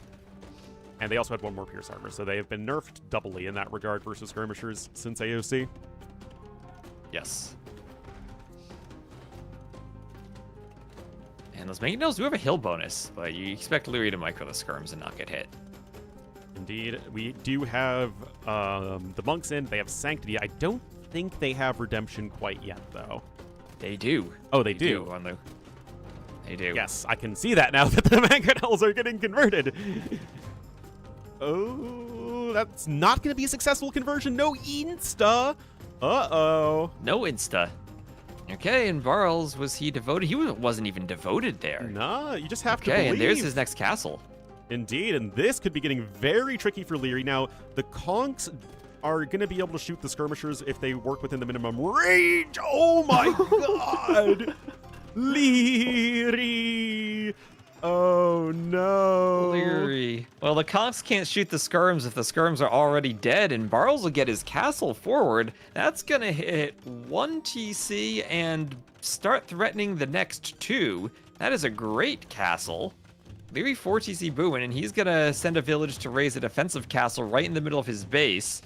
And, well, maybe this will work. He's still up by 30 vills. At least Barls is applying some pressure. And the bad thing for Barles, it doesn't look like he's anywhere near Imp in case he wanted to go for a Trebor. Yeah, and that's the downside of going for this extra TC. The pressure was very good from Barles, but it was also delayed, which just gave Leary tons of time to both add economy and work towards a defensive castle. So now you're in a situation where Leary didn't lose any villagers. He's still ahead by 2,500 resources, and if this becomes a race to the Imperial Age, Leary should win. Yeah, that he should. He has handcart even, too. And yeah, those 3 TCs from Barles, it feels bad when you're 3 TC booming and down by 40 vills. Well, Leary is on 4 TCs, and also, got them down much faster. Also has less idle TC time. That said, Barles is using this opportunity to pick up all the relics on the map, which is, a good idea against Lithuanians, especially, as the Lechai armies are not something that you can deal with. Oh, you're right, hill forts. Chat knows how to think. Yep. Hill forts on the TCs would be great here against the Mangonels. It sure would be, but what are the chances Leary knows what hill forts does? What are the chances he clicks it? I think he would know what it does if you told him. If you told... Yes, Leary has ears. I would definitely bet on that. Yeah, but in all seriousness, guys, Leary does need to prioritize the imp timing. You could, at this point, get hill forts if you wanted to, but it's not like your TCs are really... The TCs that are standing are not under that much pressure. It might still be worth it for the one on the left. He has some farms out there. At this point, what it really does, the wood cost of... Oh, wait, no, never mind. It's tower shields. No, neither of them cost wood. No. I swear I saw it cost wood. Oh, I hovered over architecture when I was there earlier. Never mind. Well, the gold cost, same thing, cuts into your Treb production. And I think you're more worried about the wood and gold on your way up to Imp in this situation than you are about the food. Indeed. No dice on that conversion either. Leary not with much conversion luck today, but you don't need the conversion luck to win this one as Leary, as the skirmishers are doing their job here, killing the conquistadors, keeping those numbers low and manageable. And there's a random missionary. Don't know really what that guy's doing. And there's hill forts coming in. There you go, Leary. Leary's a true gamer. He's doing it. See, you didn't believe Ornlu. I was less unbelieving. There you go. Anyway, Imp is coming in right now for Barles as well, but he is 2 minutes slower. Leary already has 2 castles. He's starting latest production. Again, he doesn't have relics, which is really the only thing that isn't going well for Leary right now, because other than that, things are looking great for him. Yeah, Mangonels are going for the TC here, but Leary has hill forts and has not garrisoned the TC because he doesn't want to destroy the Mangonels. He wants to convert them. He wants those Mangonels for himself. I mean, that's fair. Why kill when you can convert? Oh, he gets all 3. Oh, that's pretty sick. Oh, Barles tried to wall him in, but the vills died to the hill forts TC. Hill forts pay it off. Oh, man. What are you going to do when the hill forts come for you? Imperial Age is in, Trebuchet, Bracer, Chemistry, all immediately on the way. And again, it's not like Leary has an eco lead. Leary has an enormous eco advantage. 5,000 more resources and counting. And this is just looking real rough for Barles here. Yeah, it's still a really good lead for Leary. Didn't want to show hill forts too soon. Yeah, that's true. He wanted to make Barles think you were safe. Although the range indicator in game should show it off, right? Yeah. You should know it instantly. Unless maybe that doesn't work for hill forts. Does it work for hill forts? It sure does. And, I mean, if you're Barles, what are your win conditions even at this point? Leary's going to have a huge blob of skirms. There's no way you can really trade in conks into skirms when you're so far behind in resources. No, you can't. You could try to go... Spanish? You could just try to go for maybe the Night Line. You do have 3 relics to 0. And if the Lechai don't have any relics, and you get your fully upgraded paladins on a map where there is a ton of extra gold, that could be an option. Yeah, I don't even know if that's enough, though. Lechai are pretty silly. They are. But if they have 0 relics? 0. Maybe with 0 relics. They still do more damage than paladins because of the armor ignoring aspect. What, 16 plus 2 as an elite latest, but the Lechai have less HP. And let's see. So yeah, Hill Forts, if you're asking, it does +3 range to the town centers, and instead of 6 versus 7 range to mangonels, you're now 9 versus 7 range. So mangonels stop being a threat to TC at that point. Did you just say 6 versus 7? I did. Oh no. Oh It no. goes, and it goes from 6 to 9. Oh boy. Oh no. Alright, Bill's coming forward here to the north. That's not going to be getting you very far in life. Elite Latus is on the way here as well. Still missing a lot of important upgrades. Still missing most of the blacksmith upgrades. Still missing bloodlines and husbandry. But the important thing for Leary is that he's just working towards his best unit. And right now, Barles isn't doing a whole lot of anything too useful. Adding 2 TCs we'll at the have edge of the more map with cav 1 armor. bill. Oh yeah, they're going for that clandestine economy. Oh yeah. There's so much gold on this map that expanding out there. I mean, it's interesting. Barles has all the outposts out there. Leary doesn't, but Leary will find it because he's going for a monk to look for the relics that Barles has already taken. Yeah, so there's the one relic to the north of the map. I don't know where the last relic is. You know where it is? To the west. It's hiding. It's hiding Oh, among it is the deer hiding, on yes. the mini-map. Good catch. And we have the Elite Lechai in, which do look super nice. That's one of the better Elite unique unit designs. Like, they legit look more armored and fancy. Yeah, they still look like they're a Latus. It's not like you're just slapping gold on it. Well, no, it's not like you're slapping player color on it. Yeah. Like they do for the Janissaries and Chuko news. Well, the Janissaries get hats. I mean, They do, but they also get player color. yeah, that is also true. So the Trebs will take out Barles' TC. And Barles has gotten himself up to 127 vills. It's not like he has a small economy now. And if it takes a long time for Leary to push, maybe Barles can find himself back into the game. Could try to withstand that early eco boost for Leary if he gives up a bit of map control and runs, because you do have a lot of room to run and still get gold on this map. I feel that wood might even be the bigger concern. Yeah, late game wood actually can be more of an issue than gold, which is very uncommon in maps. But now we have Elite Conquistador in, the newly buffed Elite Conquistador, now with 19 attack instead of 18. A buff that I have no idea how often that's ever useful, but like, that's, you know, a minute percentage increase in their attack. Yeah. But buffing Elite Conch, I mean, it's useful because if you have a bunch of Conchs, it makes your Castle Age Conchs even stronger since you can upgrade them better now, I guess. I guess, maybe. It's not like Conchs needed a buff or anything. It's not like they were weak or anything, but they have it now. Well, I think the issue was that the Elite Conquistadors were not seen as very good, and the Castle Age Conquistadors were like, you just made a ton in Castle Age and then you just switched to something else in Imp. Yeah. Also, wait, how did we just get 500 viewers on the stream? Did someone like go offline and people just came over here? I have no idea. Well, you got rated earlier, right? Yeah, but Danny rated me for like 200 viewers when I just got online. Okay. Oh, Memb and Hera both went offline at the same time. Gotcha. That'll do. I guess everyone else went off, so everyone's stuck with us. Oh boy, Ornlu's gonna abandon me soon. Yep. Well, that's 5 Trebs taking out Barles' castle, and if Barles wants to hold with Conchs, you know what? Lechai usually do have a weakness to Cav Archers, and Conchs certainly do that probably even better. The big worry is the skirms here.